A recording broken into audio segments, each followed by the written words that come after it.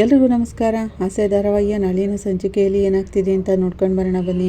ಮೀನಾ ಗೆದ್ದು ಬಂದು ರಂಗನಾಥ್ ಅವ್ರ ಹತ್ರ ಮತ್ತೆ ಶಾಂತಿ ಹತ್ರ ಆಶೀರ್ವಾದ ತಗೋತಾಳೆ. ಹಾಗೇನೆ ಸೂರ್ಯನು ಆಶೀರ್ವಾದ ತಗೋತಾನೆ. ಮೀನಾಗೆ ಇನ್ಮೇಲೆ ತುಂಬಾನೇ ಕೆಲಸ ಇರುತ್ತೆ ಅಂತ ಶ್ವೇತಾ ಹೇಳ್ತಿರುವಾಗ, ಅಲ್ಲಮ್ಮ ಮೀನಾ, ಈಗ ತಾನೇ ಚಾಕು ಹಾಕಿಸ್ಕೊಂಡು ಬಂದಿದೀಯಾ, ಮೊದಲು ನಿನ್ನ ಆರೋಗ್ಯ ಮುಖ್ಯ, ಕೆಲಸ ಅನ್ಕೊಂಡು ಅದನ್ನ ಮರಿಬೇಡಮ್ಮ ಅಂತ ರಂಗನಾಥ್ ಅವರು ಹೇಳ್ತಾರೆ. ಸೂರ್ಯ, ಡಾಕ್ಟರ್ ಹತ್ರ ಮೊದಲು ಕರ್ಕೊಂಡು ಹೋಗು ಅಂತ ಹೇಳ್ತಾರೆ. ಅಪ್ಪ, ಅಪಾಯಿಂಟ್ಮೆಂಟ್ ತಗೋಬೇಕಪ್ಪ, ನಾನು ತಗೊಂಡು ಕರ್ಕೊಂಡು ಹೋಗ್ತೀನಿ ಅಂತಾನೆ ಸೂರ್ಯ. ಮವ, ನನ್ಗೇನು ಆಗಲ್ಲ, ನಿಮ್ಮ ಆಶೀರ್ವಾದ ನನ್ನ ಜೊತೆಲಿ ಯಾವಾಗಲೂ ಇರುತ್ತೆ, ನನ್ನ ಸುತ್ತ ತುಂಬಾ ಜನ ಒಳ್ಳೆಯವರು ಇದ್ದಾರೆ, ನಾನು ಚೆನ್ನಾಗೇ ಇರ್ತೀನಿ ಮಾವ ಅಂತಾಳೆ ಮೀನಾ. ಆಗ ಕುಸುಮ ಅವರು, ಅಣ್ಣ, ಕನಕ ಮಂಜ ಏನೋ ಓದ್ಕೊಂಡ್ರು, ಆದ್ರೆ ಮೀನಾ ಚಿಕ್ಕ ವಯಸ್ಸಲ್ಲೇ ಓದ್ದೇನೆ ಕೆಲ್ಸಕ್ಕೆ ಬಂದ್ಬಿಟ್ಲು, ಆದ್ರೆ ಇವತ್ತು ದೊಡ್ಡ ದೊಡ್ಡ ಸಾಧನೆ ಮಾಡ್ತಿದ್ದಾಳಲ್ಲ, ಇದು ನೋಡಿದ್ರೆ ನನಗೆ ತುಂಬಾನೇ ಖುಷಿ ಆಗುತ್ತೆ. ಇಂಥ ಸಮಯದಲ್ಲಿ ಅವ್ರ ಅಪ್ಪ ಅವಳ ಜೊತೆ ಇರಬೇಕಾಗಿತ್ತು, ಅವಳನ್ನ ನೋಡಿ ತುಂಬಾನೇ ಸಂತೋಷ ಪಡ್ತಿದ್ರು. ಅವ್ರು ಹಾಗಂತಿರುವಾಗ, ಅರ್ಥ ಆಗುತ್ತಮ್ಮ, ಅವರು ಕೂಡ ಕಡೆಯವರೆಗೂ ಮೀನಾ ಬಗ್ಗೆನೇ ಚಿಂತೆ ಮಾಡ್ತಿದ್ದು, ಖಂಡಿತ ಅವ್ರ ಆತ್ಮ ಇದನ್ನೆಲ್ಲ ನೋಡಿ ಸಂತೋಷ ಪಡ್ತಿರುತ್ತೆ ಅಂತಾರೆ. ಮಾವ, ನೀವು ನಮ್ಮ ಜೊತೆ ಇರೋದು ನಮ್ಮ ಅಪ್ಪನೇ ನಮ್ಮ ಜೊತೆ ಇದ್ದಾರೆ ಅಂತ ನನ್ಗೆ ಯಾವಾಗ್ಲೂ ಅನ್ಸುತ್ತೆ ಮಾವ ಅಂತಾಳೆ ಮೀನಾ. ಏನಕ್ಕಮ್ಮ ಅಷ್ಟೊಂದೆಲ್ಲ ದೊಡ್ಡ ಮಾತಾಡ್ತಿದ್ಯಾ ಹಾಗಂತ ರಂಗನಾಥ್ ಅವರು ಹೇಳ್ತಿರುವಾಗ, ಅಣ್ಣ ನಾವಿನ್ ಬರ್ತೀವಿ ಅಂತ ಕುಸುಮ ಹೇಳ್ತಾರೆ. ಇರಮ್ಮ, ಊಟ ಮಾಡ್ಕೊಂಡೋಗಿ, ಮೀನಾ ಗೆದ್ದಿದ್ದಾಳಲ್ಲ ಅಂತ ರಂಗನಾಥ್ ಅವರು ಹೇಳ್ತಾರೆ. ಪರವಾಗಿಲ್ಲ ಅಣ್ಣ, ನಾವಿನ್ ಬರ್ತೀವಿ ಅಂತ ಕುಸುಮ ಹೇಳ್ತಾರೆ. ಅಪ್ಪ, ಮೀನಾ ಗೆದ್ದಿದ್ದಾಳಲ್ಲ, ಅದಕ್ಕೆ ಎಲ್ರೂ ಒಂದಿನ ಮನೆಗೆ ಕರೆಸಿ ಊಟಕ್ಕೆ ಹಾಕೋಣ ಅಂತಾನೆ ಸೂರ್ಯ. ಹಾಗೇನೆ ಕುಸುಮ ಅವರು ಎಲ್ರಿಗೂ ಹೇಳ್ಬಿಟ್ಟು ಹೋಗ್ತಾರೆ. ಈ ಕಡೆ ಶ್ವೇತಾ ಕೂಡ ಎಲ್ರಿಗೂ ಹೇಳ್ತಾ ಶಾಂತಿ ಹತ್ರ ಬರ್ತಾಳೆ. ಬರ್ತೀನಿ ದೊಡಮ್ಮ ಅಂತಿರುವಾಗ, ಇರಮ್ಮ, ಕಾಫಿ ಕುಡ್ಕೊಂಡು ಹೋಗು ಅಂತಾಳೆ ಶಾಂತಿ. ಪರವಾಗಿಲ್ಲ ದೊಡಮ್ಮ, ಇನ್ನೊಂದಿನ ಬರ್ತೀನಿ ಅಂತಾಳೆ. ಹೌದು, ಆ ಸಂಬಂಧದ ಬಗ್ಗೆ ಏನಾದರೂ ಮಾತಾಡ್ದೀಯಮ್ಮ ಅಂತ ಕೇಳ್ತಾರೆ. ಮಾತಾಡ್ತೀನಿ ದೊಡಮ್ಮ, ನನಗೆ ಈಗ ಸ್ವಲ್ಪ ಕೆಲಸ ಇದೆ, ನಾನು ಇನ್ನು ಬರ್ತೀನಿ ಅಂತಾಳೆ ಶ್ವೇತಾ. ಮನೋಜಣ್ಣ ಹೋಗಿದ್ದು ಬರ್ತೀನಿ ಅಂತ ಹೇಳ್ತಾಳೆ ಶ್ವೇತಾ. ದೊಡ್ಡಪ್ಪ ಬರ್ತೀನಿ ಅಂತ ಹೇಳ್ತಾಳೆ. ಸೂರ್ಯ ಮೀನಾನ ರೂಮಿಗೆ ಕರ್ಕೊಂಡು ಹೋಗ್ತಾನೆ. ಏನ್ರಿ, ಸ್ವಲ್ಪ ಈ ಕಡೆ ಬನ್ನಿ ಅಂತಾಳೆ ಮೀನಾ. ಯಾಕೆ ಅಂತಾನೆ. ಬನ್ನಿ ಹೇಳ್ತಿದ್ದೀನಲ್ಲ ಅಂತಾಳೆ. ಸೂರ್ಯ ಈ ಕಡೆ ಬಂದಮೇಲೆ ಅವ್ನು ಕಾಲಿಗೆ ಬೀಳಕ್ಕೆ ಹೋಗ್ತಾಳೆ. ಆಶೀರ್ವಾದ ಮಾಡಿ ಅಂತಿರುವಾಗ, ಏನು ಮೀನಾ ನೀನು ಕೆಳಗೆ ಬಗ್ಬಾರ್ದು ಅಂತ ನಾನು ಹೇಳ್ತಿಲ್ವಾ, ಈಗ ತಾನೇ ಅಪ್ಪನ ಹತ್ರನೋ ಸಕ್ಕರೆ ಹತ್ರನೋ ಆಶೀರ್ವಾದ ತೊಗೊಂಡಿದ್ಯಾ, ಎಷ್ಟು ಸರಿ ಅಂತ ಬಗ್ತೀಯಾ, ನಡಿ ರೆಸ್ಟ್ ಮಾಡು ಅಂತ ಹೇಳ್ತಿರುವಾಗ, ಇಲ್ಲ ರೀ, ನಿಮ್ಮಿಂದ ನಾನು ಗೆದ್ದಿರೋದು, ನಾನು ತುಂಬಾನೇ ಭಯ ಪಟ್ಕೊಂಡು ನಿಂತ್ಕೊಳ್ಳಲ್ಲ ಅಂತ ಹೇಳ್ತಿದ್ದೆ, ನೀವು ಧೈರ್ಯ ತುಂಬಿ ನನ್ನನ್ನು ಎಲೆಕ್ಷನ್ಗೆ ನಿಂತ್ಕೊಳ್ಳೋ ಹಾಗೆ ಮಾಡಿದ್ರಿ, ಅದಕ್ಕೆ ನಿಮ್ಮ ಹತ್ರ ಆಶೀರ್ವಾದ ತಗೋಬೇಕು ಅಂತ ಹೇಳ್ತಾಳೆ. ಅಯ್ಯೋ ಮೀನಾ, ಆಶೀರ್ವಾದ ಮಾಡುವಷ್ಟು ದೊಡ್ಡವನು ನಾನಲ್ಲ, ಸರಿನಾ, ನಿನ್ನ ಒಳ್ಳೆ ಮನಸ್ಸಿಗೆ ಗೆಲುವು ನಿನ್ನ ಹತ್ರ ಬಂದಿದೆ, ನನ್ನ ಹೆಂಡತಿ ಅಧ್ಯಕ್ಷೆ ಆಗಿಬಿಟ್ಲು ಅಂತ ಹೆಮ್ಮೆ ಸಂತೋಷ ನನಗಿದೆ, ನೀನು ತಾನೇ ಅಧ್ಯಕ್ಷೆ ಆಗಿರೋದು, ನೀನೇ ನನಗೆ ಆಶೀರ್ವಾದ ಮಾಡಿಬಿಡು ಅಂತ ಸೂರ್ಯ ಅವಳ ಕಾಲಿಗೆ ಬೀಳಕ್ಕೆ ಹೋಗ್ತಾನೆ. ಅಯ್ಯೋ ರೀ ಅಂತಾಳೆ ಮೀನಾ. ಈ ಕಡೆ ವಿಶಾಲು ತಲೆ ಕೆದ್ರುಕೊಂಡು ಸೋತ್ಬಿಟ್ನಲ್ಲ ಅಂತ ಟೆನ್ಷನ್ ಮಾಡ್ಕೊಂಡು ಕೂತಿರ್ತಾಳೆ. ಆಗ ಅಲ್ಲಿಗೆ ರೋಹಿಣಿ ಬಂದು, ಆಂಟಿ ಅಂತಾಳೆ. ಏನಂಟಿ ಹೀಗೆ ಒಬ್ಬರೇ ಕೂತಿದ್ದೀರಲ್ಲ ಅಂತ ಕೇಳ್ತಾಳೆ. ಸೋತ್ಬಿಟ್ನಲ್ಲ ರೋಹಿಣಿ, ನನ್ನ ಜೊತೆ ಇರೋರೆಲ್ಲ ಹೊರಟೋಗ್ಬಿಟ್ರು ಅಂತಾಳೆ ವಿಶಾಲು. ಆಂಟಿ, ನೀವೇ ವಿನ್ ಆಗ್ತೀರಾ ಅಂತ ನಾನು ಅನ್ಕೊಂಡಿದ್ದೆ, ಸರಿ ಬಿಡಿ ಪರವಾಗಿಲ್ಲ, ಈಗೇನು ಮಾಡೋಕ್ಕಾಗುತ್ತೆ ಅಂತ ರೋಹಿಣಿ ಹೇಳ್ತಿರೋವಾಗ ವಿಶಾಲು, ನಾನು ಯಾವತ್ತೂ ಎದುರುಗಿರೋರ ಮುಂದೆ ಸೋತವಳಲ್ಲ, ಮೊದಲನೇ ಸರಿ ನಾನು ಸೋತು ಇಲ್ಲಿ ಬಂದು ಕೂತಿದ್ದೀನಿ ಅಂತಾಳೆ. ಆ ಮೀನಾ ಹೇಗಂಟಿ ಗೆದ್ದು ಅಂತ ರೋಹಿಣಿ ಕೇಳ್ತಾಳೆ. ಅವಳು ಗಂಡ ಅನ್ನೋನು ಅವಳ ಜೊತೆನೇ ಇದ್ದಾನಲ್ಲ, ಅವನಿಂದನೇ ಅವಳು ಗೆದ್ದಿದ್ದು ಅಂತಾಳೆ ವಿಶಾಲು. ಅಂಗಡಿಗೂ ಹೋಗಿ ಮೀನಾ ಬಗ್ಗೆ ದೊಡ್ಡದಾಗಿ ಮಾತಾಡಿದ್ದಾನೆ, ಎಲ್ಲರ ಜೊತೆ ನನ್ನ ಬಗ್ಗೆ ತಪ್ಪಾಗಿ ಹೇಳ್ಕೊಂಡು ಬಂದಿದ್ದಾನೆ, ನಾನು ಬಟ್ಟಿಗೆ ದುಡ್ಡು ಕೊಟ್ಟು ಜನಗಳನ್ನ ಇಟ್ಕೊಂಡಿದ್ದೆ, ಅವ್ರ ಹತ್ರನೂ ಕೂಡ ಏನೇನೋ ಮಾತಾಡಿ ಅವ್ರ ಕಡೆ ಕರ್ಕೊಂಡೋಗಿದ್ದಾನೆ. ಅವಳು ಹಾಗಂತಿರೋವಾಗ, ಆದರೆ ನೀವು ತುಂಬ ಜನಕ್ಕೆ ದುಡ್ಡೆಲ್ಲ ಕೊಟ್ರಲ್ಲ ಆಂಟಿ ಅಂತಾಳೆ ರೋಹಿಣಿ. ಈಗೆಲ್ಲ ದುಡ್ಡು ತೊಗೊಂಡವರು ಯಾರಮ್ಮ ವಿಶ್ವಾಸದಿಂದ ಇರ್ತಾರೆ, ಇದೆಲ್ಲದಕ್ಕೂ ಮೇಲೆ ಮೀನಾ ಎಲ್ಲರ ಜೊತೆನೂ ಚೆನ್ನಾಗಿ ಮಾತಾಡಿದ್ದಾಳೆ, ಅದಕ್ಕೆ ಎಲ್ಲರೂ ನನ್ನನ್ನು ಬಿಟ್ಟು ಅವಳಿಗೆ ಓಟ್ ಹಾಕಿದ್ದಾರೆ, ನಾನು ಲಕ್ಷ ಖರ್ಚು ಮಾಡಿದ್ದೀನಿ, ಆದರೆ ಅವಳು 1 ರೂಪಾಯಿನೂ ಖರ್ಚು ಮಾಡದೆ ಗೆದ್ಬಿಟ್ಲು. ಹಾಗಂತ ವಿಶಾಲು ಹೇಳ್ತಿರೋವಾಗ, ನಾನು ಈ ಥರ ನಡೆಯುತ್ತೆ ಅಂತ ಎಕ್ಸ್ಪೆಕ್ಟೇ ಮಾಡಿರಲಿಲ್ಲ ಆಂಟಿ. ಆ ಮೀನಾಗೆ ಮಾಲೆಯನ್ನೆಲ್ಲ ಹಾಕಿ ಊರು ತುಂಬ ಮೆರವಣಿಗೆ ಮಾಡ್ತಿದ್ರು ಆಂಟಿ, ಈಗ ಮನೆಯಲ್ಲಿ ಎಲ್ಲರೂ ಖುಷಿಯಿಂದ ಇರ್ತಾರೆ, ಆದ್ರೆ ಮೀನಾ ಗೆದ್ದಿರೋದು ಹೇಗಿದ್ರು ಅತ್ತೆಗೆ ಇಡ್ಸಲ್ಲ. ಹಾಗಂತ ರೋಹಿಣಿ ಹೇಳ್ತಿರೋವಾಗ, ನಿಮ್ಮತ್ತೆ ಬರೀ ಬಾಯಲ್ಲಿ ಮಾತಾಡ್ತಾರೆ ಅಷ್ಟೇ, ಅವ್ರಿಗೂ ಕೂಡ ಅವಳ ನಾಮಿನೇಷನ್ನ ವಾಪಸ್ ತಗೊಳ್ಳೋ ಹಾಗೆ ಮಾಡೋಕ್ಕಾಗಲಿಲ್ಲ, ಅವಳು ಯಾರಿಗೂ ಬಗ್ಗೋದೇ ಇಲ್ಲ ಗೊತ್ತಾ ನಿನಗೆ ಅಂತಾಳೆ. ಈಗ ಅವ್ರ ಮನೆಯಲ್ಲಿ ಅವಳು ಗೆದ್ದಿರೋದಕ್ಕೆ ಸೆಲೆಬ್ರೇಷನ್ ಮಾಡ್ತಿರ್ತಾರೆ ಅಂತಾಳೆ ರೋಹಿಣಿ. ಸೆಲೆಬ್ರೇಷನ್ ಮಾಡ್ಕೊಳ್ಳಿ ಬಿಡು, ಸ್ವಲ್ಪ ದಿನ ಅಷ್ಟೇನೆ, ಇನ್ನು ಎಷ್ಟು ದಿನ ಅವಳು ಅಧಿಕಾರದಲ್ಲಿ ಇರ್ತಾಳೆ ಅನ್ನೋದನ್ನ ನಾನು ನೋಡ್ಕೋತೀನಿ ಅಂತಾಳೆ ವಿಶಾಲು. ಈ ಪದವಿನ ಅವಳು ಸಾಧಾರಣ ಅಂತ ಅನ್ಕೊಂಡ್ಬಿಟ್ಟಿದ್ದಾಳೆ, ಗೆಲ್ಲೋದು ಸುಲಭನೇ, ಆದರೆ ಅದನ್ನ ಮೇಂಟೈನ್ ಮಾಡೋದು ತುಂಬಾನೇ ಕಷ್ಟ. ಹಾಗಂತ ವಿಶಾಲು ಹೇಳ್ತಿರುವಾಗ, ನನ್ಗೆ ಅರ್ಥ ಆಗ್ತಿಲ್ಲ ಆಂಟಿ ಅಂತಾಳೆ ರೋಹಿಣಿ. ಸಂಘದ ಅಧ್ಯಕ್ಷೆ ಆದ್ರೆ ಹೂ ಕಟ್ಟೋದು ಗೊತ್ತಿದ್ರೆ ಮಾತ್ರ ಸಾಲದು, ಆ ಸಂಘದ ಸದಸ್ಯರಿಗೆ ತುಂಬಾನೇ ಸಮಸ್ಯೆಗಳಿರ್ತವೆ, ಅವುಗಳನ್ನೆಲ್ಲ ಸರ್ಕಾರದ ಗಮನಕ್ಕೆ ತಗೊಂಡ್ ಬರ್ಬೇಕು, ಆ ಸಮಸ್ಯೆಗಳನ್ನೆಲ್ಲ ಪರಿಹಾರ ಮಾಡ್ಬೇಕು, ಅವಳಿಗೆ ಅದನ್ನೆಲ್ಲ ಎಲ್ಲಿ ಮಾಡಕ್ ಬರುತ್ತೆ, ಅಧ್ಯಕ್ಷೆ ಆದ್ರೆ ಏನಂತೆ, ಅವಳಿಗಿಂತ ಮೇಲಾಗಿರೋರ್ನ ನನ್ನ ಹತ್ರ ಬರೋ ಹಾಗೆ ನಾನು ಮಾಡ್ಕೋತೀನಿ, ದುಡ್ಡು ಕೊಟ್ರೆ ಯಾರು ಬೇಕಾದ್ರೂ ಬರ್ತಾರೆ, ಆ ಮೀನಾ ಮೇಲೆ ನಮಗೆ ನಂಬಿಕೆ ಇಲ್ಲ ಅಂತ ಹೇಳಿ ಮತ್ತೆ ಎಲೆಕ್ಷನ್ ನಡೆಯೋ ಹಾಗೆ ನಾನು ಮಾಡ್ತೀನಿ ಅಂತಾಳೆ. ಅವತ್ತಿನ ದಿನ ಮತ್ತೆ ಎಲೆಕ್ಷನ್ಗೆ ನಿಂತು ನಾನೇ ಗೆಲ್ತೀನಿ ಅಂತಾಳೆ ವಿಶಾಲು. ಆಗ ರೋಹಿಣಿ, ಆ ಮೀನಾಗೆ ತುಂಬಾನೇ ಸಪೋರ್ಟ್ ಇದೆ, ಮತ್ತೆ ನೀವು ಗೆಲ್ಲಕ್ಕೆ ಸಾಧ್ಯನಾ ಆಂಟಿ ಅಂತಾಳೆ ರೋಹಿಣಿ. ಈ ತರ ಸಪೋರ್ಟ್ ಆಗಿರೋರು ಒಂದೇ ಕಡೆ ಏನಿರಲ್ಲ, ನ್ಯಾಯವಾಗಿರೋದನ್ನ ಮರ್ತು ಬಿಡ್ತಾರೆ. ಅಧ್ಯಕ್ಷೆ ಅನ್ನೋ ಪದವಿ ಸುಮ್ಮನೆ ಅಲ್ಲ, ಏನು ಗೊತ್ತಿಲ್ಲದೆ ಇದ್ರೆ ವಾಪಸ್ ಮನೆಗೆ ಬರಬೇಕಾಗುತ್ತೆ. ಅಧಿಕಾರಿಗಳು ತುಂಬಾನೇ ಜನ ಇದ್ದಾರೆ. ಅಧ್ಯಕ್ಷರು ಸ್ಥಾನ ಅಂದ್ರೇನು ಸುಮ್ಮನೆ ಅಲ್ಲ. ಅವಳಿಗೆ ಯಾರ್ಯಾರು ಅಂತ ಇನ್ನೂ ಅರ್ಥ ಆಗ್ಲಿಲ್ಲ. ಅವಳಿಗೆ ಇಂಗ್ಲಿಷ್ ಬರೋಲ್ಲ. ದೊಡ್ಡ ದೊಡ್ಡ ಆಫೀಸರ್ಗಳನ್ನ ಸಂಭಾಳ್ಸೋಕ್ಕೂ ಗೊತ್ತಿಲ್ಲ. ವಿಶಾಲು ಹಾಗಂತಿರುವಾಗ ಆದ್ರೆ ಅವಳು ಎಲ್ಲಾನು ಸ್ವಲ್ಪ ಸ್ವಲ್ಪ ಕಲ್ಕೊಂಡಿದ್ದಾಳೆ ಆಂಟಿ ಅಂತಾಳೆ. ಅಷ್ಟು ದಿನದ ತನಕ ಅವಳನ್ನ ನಾನು ಅಲ್ಲಿರೋಕ್ ಬಿಟ್ರೆ ತಾನೆ. ಅವಳಿಗೆ ಗೊತ್ತಿಲ್ಲದಿರೋ ಹಾಗೆ ಒಂದು ತಪ್ಪಾದ ಫೈಲ್ನ ಮಧ್ಯದಲ್ಲಿ ಇಟ್ಟು ಅವಳನ್ನ ಏಮಾರಿಸಿ ಅವಳ ಕೈಲಿ ಸೈನ್ ಮಾಡಿಸಿ ಅವಳು ಮೋಸ ಮಾಡ್ತಿದ್ದಾಳೆ ಅಂತ ಆರೋಪ ಹೊರಿಸಿ ಅವಳ ಮೇಲೆ ಸಂಘದಿಂದನೇ ಅವಳನ್ನ ಡಿಸ್ಮಿಸ್ ಮಾಡಿಸ್ತೀನಿ ಅಂತಾಳೆ. ಅವಳು ಅಲ್ಲಿಂದ ಬಿಸಾಡಿ ನಾನು ಪದವಿಗೆ ಬಂದು ಕುತ್ಕೋತೀನಿ. ಆಗ ಅವಳಿಗೆ ಗೊತ್ತಾಗುತ್ತೆ ಈ ವಿಶಾಲು ಯಾರು ಅಂತ. ಹಾಗಂತ ವಿಶಾಲು ಹೇಳ್ತಿರೋವಾಗ ಸೂಪರ್ ಆಂಟಿ, ನೀವು ಹೇಳ್ತಿರೋ ಹಾಗೆ ಮಾಡಿಬಿಟ್ರೆ ಆ ಮೀನಾಗಿರೋ ಒಳ್ಳೆ ಹೆಸರೆಲ್ಲ ಹೊಟ್ಟೋಗ್ಬಿಡುತ್ತೆ. ಅವಳಿಗಾಗ ಯಾರು ಸಪೋರ್ಟ್ ಮಾಡಲ್ಲ ಅಂತಾಳೆ ರೋಹಿಣಿ. ಆ ಸಂಘದ ಅಧ್ಯಕ್ಷರ ಪದವಿ ಅವಳಿಗೆ ಮಾತ್ರನೇ ಅಂತ ಅನ್ಕೊಂಡ್ಬಿಟ್ಟಿದ್ದಾಳೆ ಅವಳು. ಆದ್ರೆ ಅವಳನ್ನ ಆ ಪದವಿಯಿಂದ ಇಳಿಯೋ ಹಾಗೆ ನಾನು ಮಾಡೇ ಮಾಡ್ತೀನಿ ಅಂತಾಳೆ ವಿಶಾಲು. ಈ ಕಡೆ ಸೂರ್ಯ ತುಂಬಾನೇ ಖುಷಿ ಪಡ್ತಾ ಇರ್ತಾನೆ. ನೀನೇನೇ ಹೇಳು ರವಿ, ನಾನು ಉಮಾರ್ ಅವ್ರ ಸಂಘದ ಅಧ್ಯಕ್ಷರ ಗಂಡ. ನನ್ಗೆ ಎಷ್ಟು ಖುಷಿ ಆಗ್ತಿದೆ ಗೊತ್ತಾ ಅಂತಾನೆ. ನನಗೂ ಸಂತೋಷ ಆಗ್ತಿದೆ ಕಣೋ ಸೂರ್ಯ, ನಮ್ಮದ್ಕೆ ಉಮಾರ್ ಅವ್ರ ಸಂಘದ ಅಧ್ಯಕ್ಷೆ ಅಂತ ಆಗ ಹೇಳೋಕೆ ಎಷ್ಟೊಂದು ಖುಷಿ ಆಗುತ್ತೆ ಅಲ್ವಾ ಅಂತಾನೆ. ಎಲ್ಲರ ಜೊತೆನೂ ಹೇಳ್ಕೊಂಡ್ ಬರ್ಬೋದು ಖುಷಿಯಿಂದ ಅಂತಿರುವಾಗ ಎಲ್ಲರ ಜೊತೆನೂ ಹೇಳ್ಕೊಂಡ್ ಬಾರೋ ಅಂತಾನೆ ಸೂರ್ಯ ನಿನ್ ಮದ್ವೆಗೂ ಮುಂಚೆ ನೀನೇನಾಗ್ತೀಯೋ, ನಿನ್ ಲೈಫ್ ಎಲ್ಲ ಸ್ಪಾಯ್ಲ್ ಆಗ್ಬಿಡುತ್ತಲ್ಲ ಅಂತ ಭಯ ಪಟ್ಕೊಂಡಿದ್ವಿ. ಒಂದ್ ಲೆಕ್ಕದಲ್ಲಿ ಹೇಳ್ಬೇಕು ಅಂದ್ರೆ ಅಮ್ಮ ನಿನ್ನನ್ನ ಸರಿಯಾಗಿ ನೋಡ್ಕೋತಾನೆ ಇರ್ಲಿಲ್ಲ.